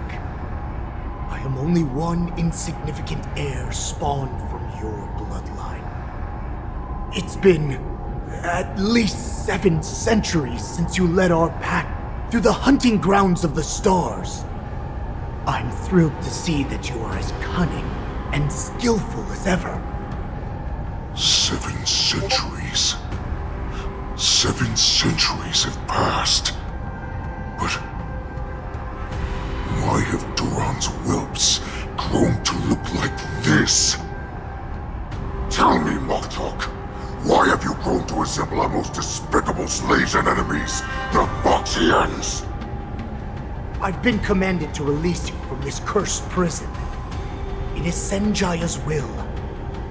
That's why I had to take a magic pill, don the skin of a lowly beast, and play along with their hypocrisy. Since you have an escape plan, tell me, what's our next move to get off of this ridiculously large ship? My brothers and I will lock down this prison, trapping the prison guards inside. This will buy us some time. The rest of my crew, who are undercover like me, will secure the vessels for our escape. According to the plan, we only have a tight 2-hour window to get out of here. Originally, I intended to carry out the plan tomorrow, but they're planning to transfer you to the Xianzhou Yaoqing now. So I seized this opportunity to set you free. What a reckless plan, you idiot!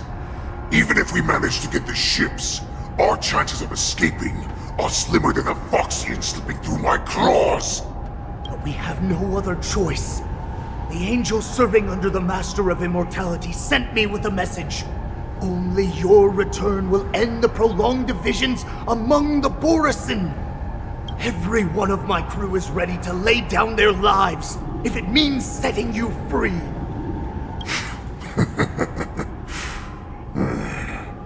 A sneaky weakling like you is actually showing some reckless bravery with this plan. Fine. You'll get what you want. And all of Duran's whelps will too. Well then, my lord. We should leave now. Before we go, give me one of those magic pills. My lord, You seriously want to don the skin of a lowly beast? That would be a disgrace to your greatness, my lord. You idiot. Greatness means nothing without freedom. Once I get out, I'll need a disguise that won't raise any suspicion. As you wish, my lord. Is that Foxian slave my meal? No, he's an envoy from the Xianzhou Yaoqing. I plead you to endure him a bit, my lord, as he's more valuable as a hostage. Take him, guys! Time to move out!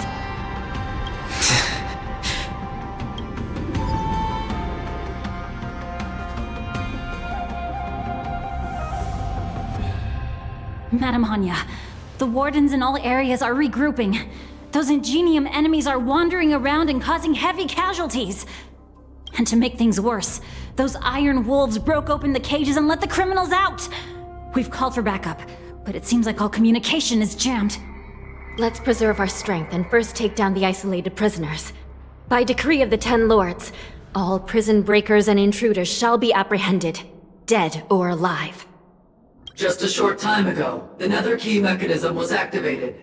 It was probably Madame Shui and the Yaoqing messengers, heading to the bottom of the prison. Given the situation, I'm afraid that area is exactly where our enemies are targeting. We mustn't let that vile beast escape from its cage.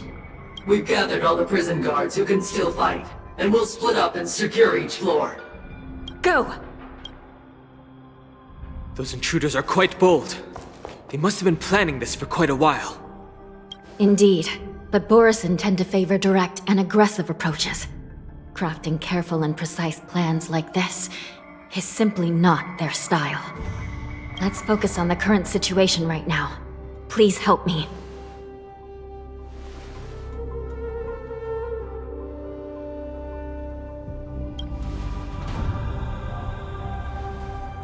What's the fastest way to the bottom of this prison, Miss Hanya?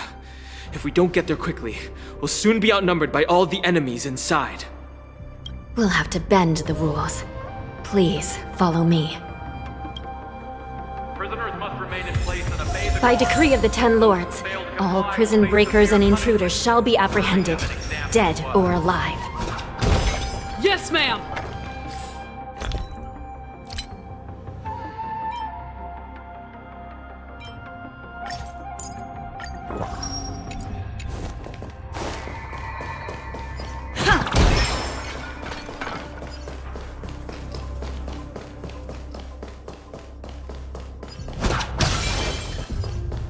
Hold your position here. Sound. Yes, ma'am. Please stay tuned. We need a few tools if we want to reach the bottom quickly. Follow me to the next floor. The path is cut off. Someone must have altered the mechanism. No matter. It'll just require a bit more work to get through.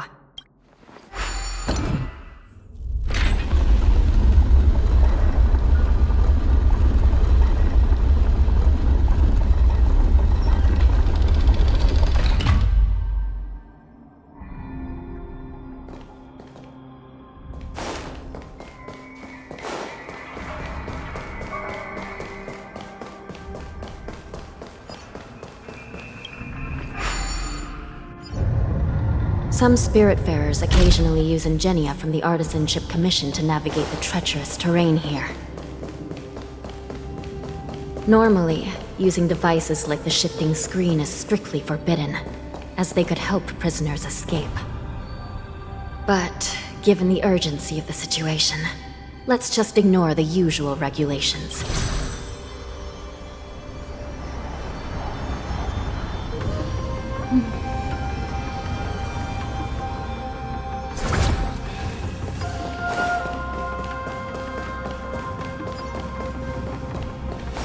The nether key has been activated. I hope we're not too late. Hang in there, sister.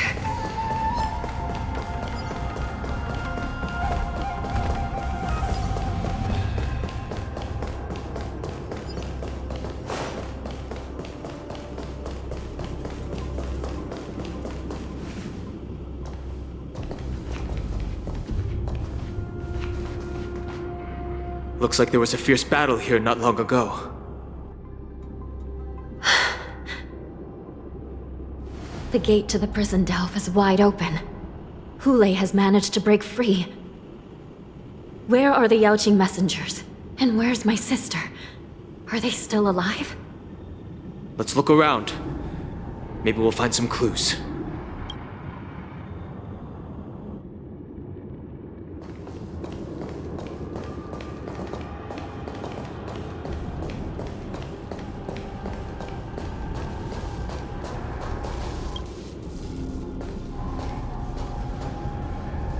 Zhuyi is here.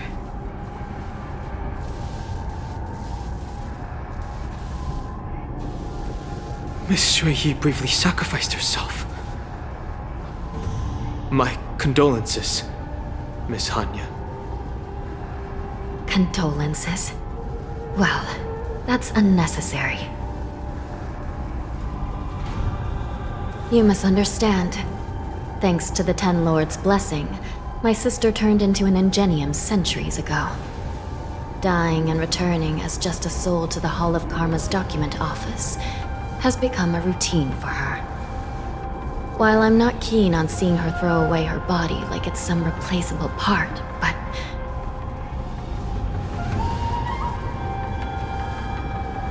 By the way, have you seen bodies that might be the Yaoqing messengers? One of them is a Foxian wearing exquisite clothes, and the other wears a dark cloak, like a fugitive.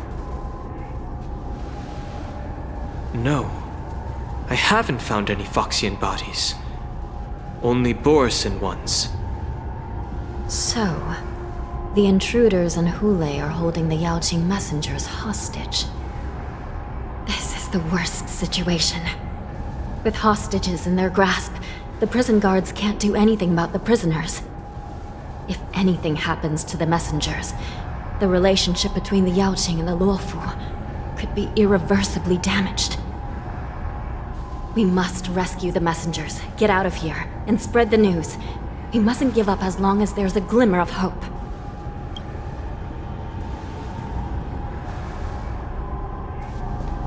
What have you found, Miss Hanya?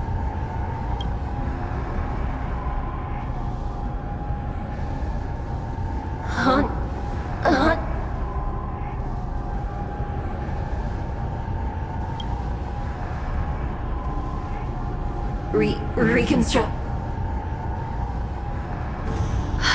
It's my sister.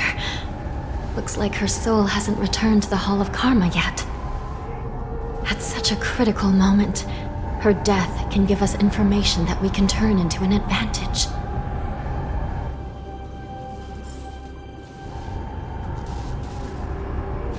Let me see. The damage isn't too bad. If I can fix it up, my sister will have a temporary body.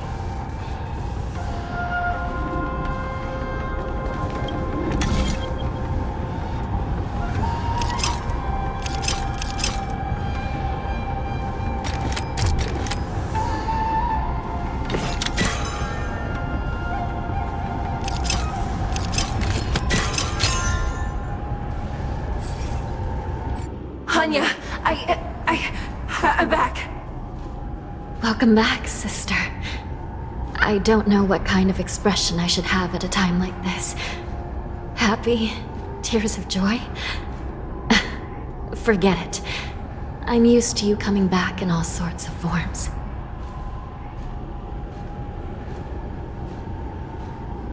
Just don't let me be damaged again. I'll lose my memories. This side crane can't hold all of me. Sister, what did you see when you were killed? One of the Yaoqing messengers escaped, and the other one was taken hostage and brought upwards? Besides the Borisin, there were other intruders. Invisible. Invisible intruders? What does that even mean? How many conspiracies are tangled up in this mess? Do me a favor, sister.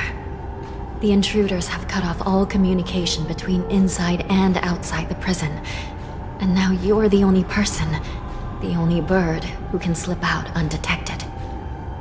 Make sure you deliver the news to the outside world. I understand. Please be careful, sister. You are different from me.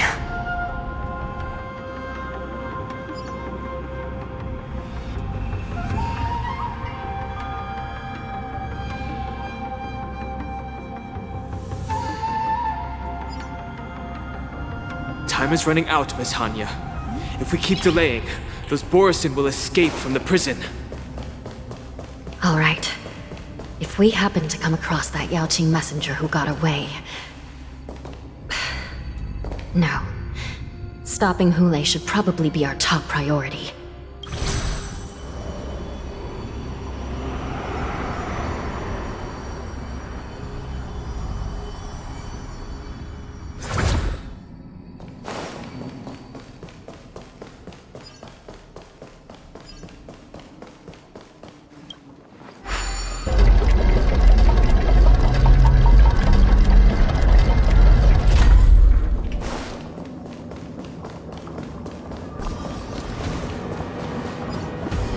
Wait! Something feels off. Something's approaching us. The invisible intruders? Watch your back! These abominations aren't prisoners from this prison. The mood is set just. Let the show begin!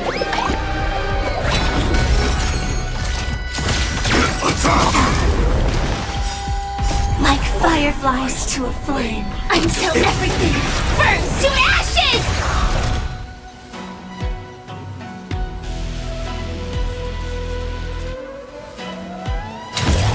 Set the seas aflame!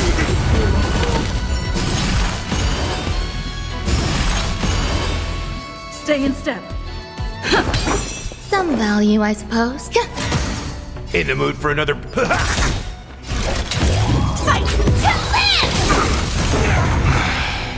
The prison management on the Loufu is truly concerning. Who are you?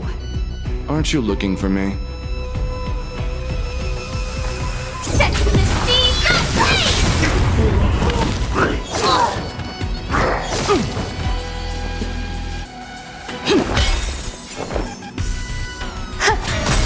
That's all you Every got? petal in life's all will be swept away by the wind.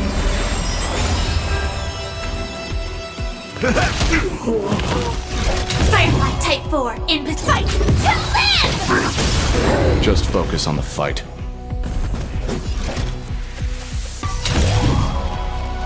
Set the seas aflame! Nice like a good brew, my friends. Indulge yourselves! Don't catch up. The mood is set just right. Let the show begin!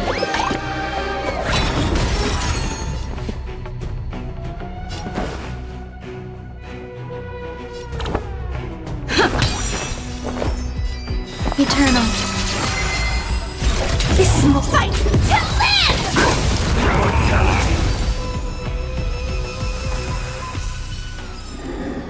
Reach the end of the story in your own way.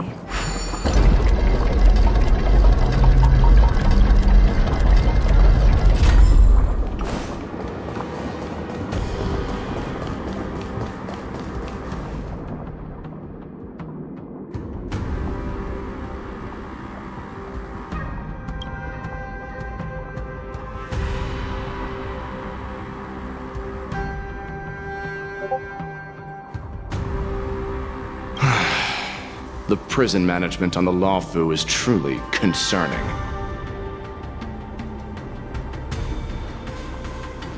So what if I repeat it? It's the truth after all. The prison management on the Loufu is truly concerning. At least 2 different groups of intruders infiltrated here. The wolf cubs and these Mara-struck soldiers. Their hiding technique It's pretty similar to the wind mantle technique used by the Vidyadhara serving Kailorum Venti on the Yaoqing. What do you think?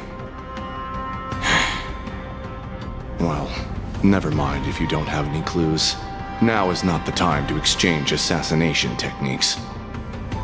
I'm Waza.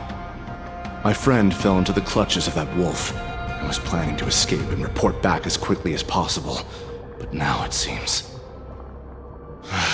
the prison on the Loufu is a real maze, I must admit. Thank you for your help, Mr. Moza.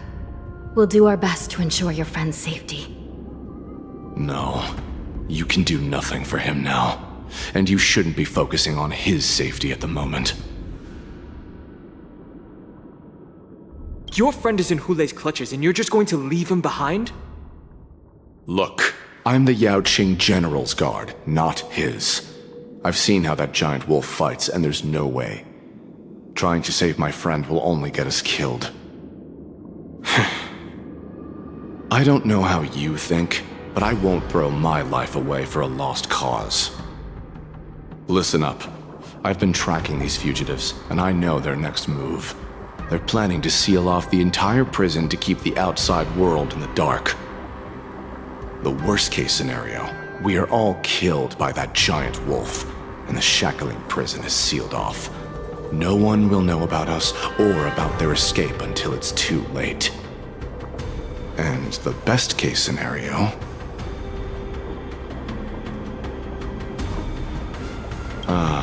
looks like we've got some clever minds here after all.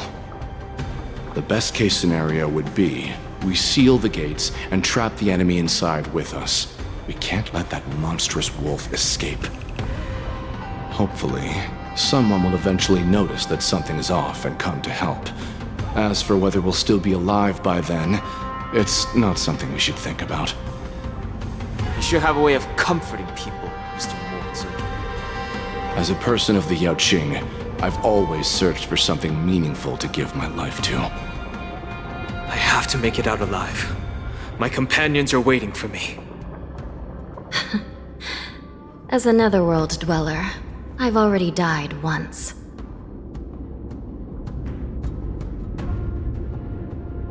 Yeah. We won't give up. Not until the very last moment. None of you are part of the Ten Lords' commission, so sacrificing yourselves isn't the right move. As a judge, it's my responsibility to guard this prison, and if someone should step up to stop Hulei from escaping, it should be me, not you. Once we reach the gate, I hope you'll help me seal it. After that, I'll do everything I can to fight the Borisin, and you find a safe place to hide and wait for reinforcements. Now, let's proceed upward.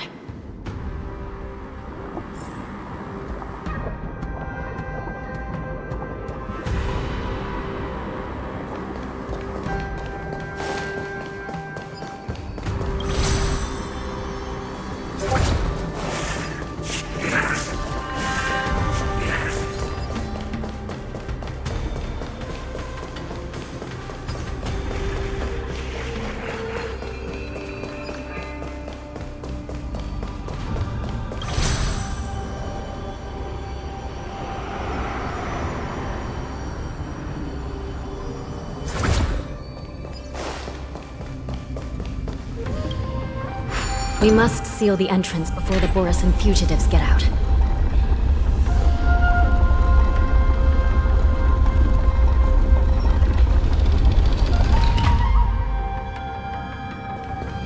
The prison wardens and mechanisms won't be able to hold them for long.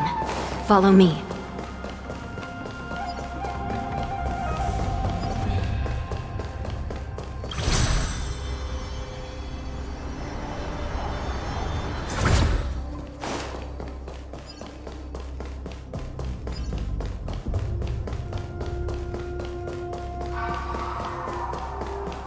We're almost there. The gate is just ahead.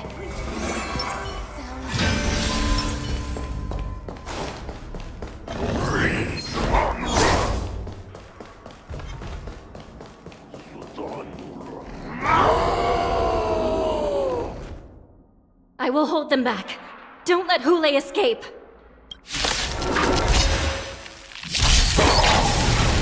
Existence is unity. Target sighted. All units on alert. Like fireflies to a flame. Until everything burns to ashes! Fight to live!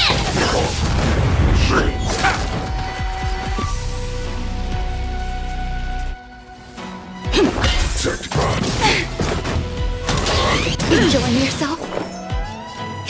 Armor damaged. Set the seas ablaze! I will fight to live! Reach the end of the story in your own way. Please stay tuned. Sound lingers.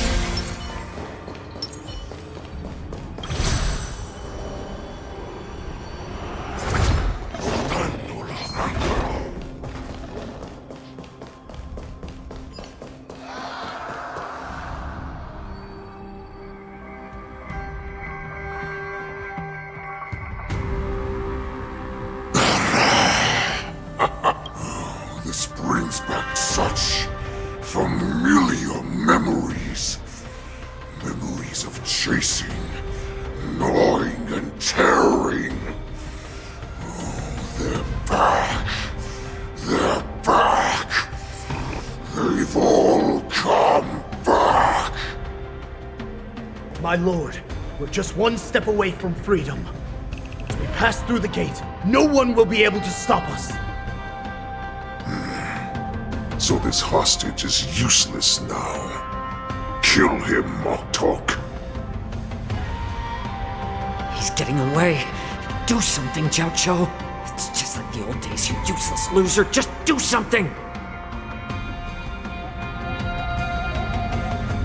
Maybe this Yao Qing messenger can strike a deal in exchange for his life. He can use his status to help us escape from the Xianzhou. What do you think, Mr. Jiao Zhou?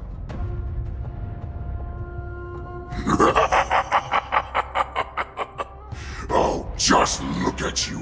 Fallen so low during my absence. You're even negotiating with livestock. As far as I recall, no one from the Yao Qing would ever consider a deal with Duran's offspring. I've got to make this beast stay here, whether it's for the sake of Fei Xiao or the Yao Qing. Deal. I certainly have more value alive. My identity, my knowledge of the Xianzhou, and my understanding of many things that your minions have no knowledge of. They'll all be valuable. Lowly beast. Muster up that pitiful tongue of yours and plead for what remains of your life. Speak up. I'm afraid you're unaware. The woman who defeated you, Jing Liu, she has recently returned to the Loufu. Your opportunity for revenge is right in front of you. My lord, this slave is talking nonsense. I've never heard anything about this. May I just kill him now? Silence, Moktok. And you, slave. From now on, you'll stay by my side. You'll only speak and move when I allow you to.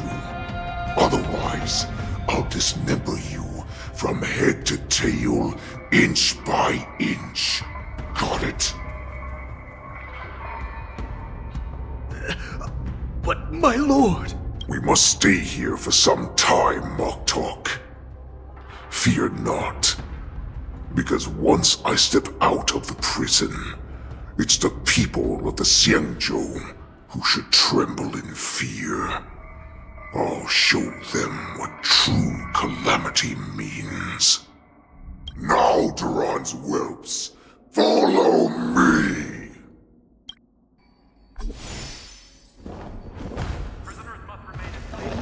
Prison guards, stop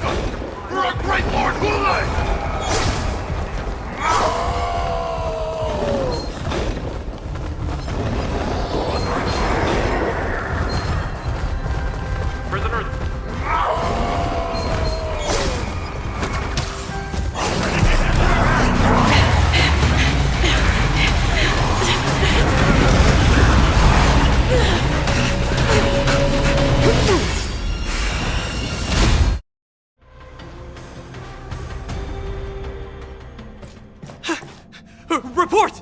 After we lost contact with the shackling prison, we received a message from a Psycrane. The prisoners have revolted, and the criminal Hule is nowhere to be found! What about the Yaoqing messengers and the Nameless? No news at the moment. We're trying to restore contact with the shackling prison as soon as possible. I see. You're dismissed. General Jing Yuan, General Hua Yan. It's just as we suspected. The rise of the Ambrosial Arbor was not the end of things, but the beginning. The hand of the Ruined Legion has already sown the seeds of destruction. From this moment on, the Xianzhou Alliance will face an even greater challenge, from both the abominations of abundance and the destruction itself. If this is what they want, I'm always up for a challenge.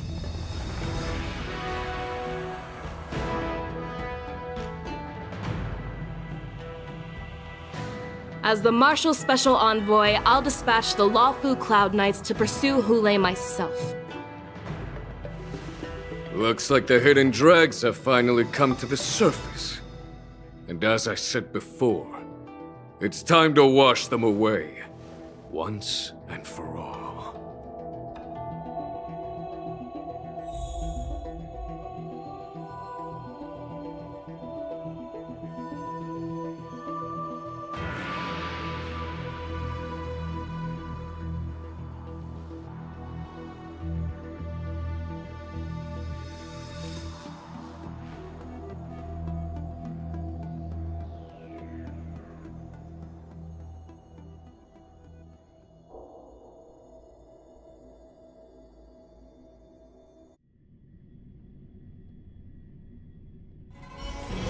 It's still early.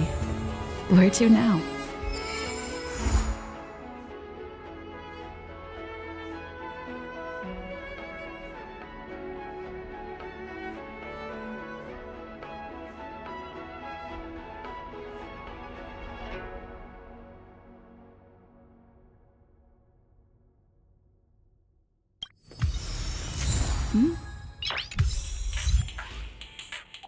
Noise.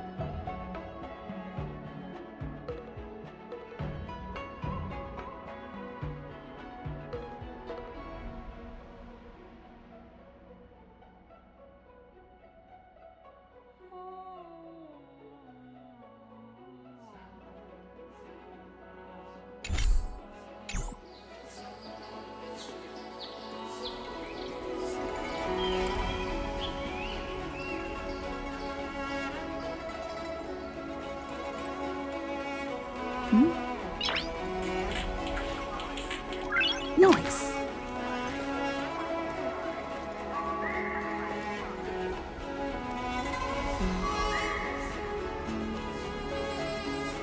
Hmm.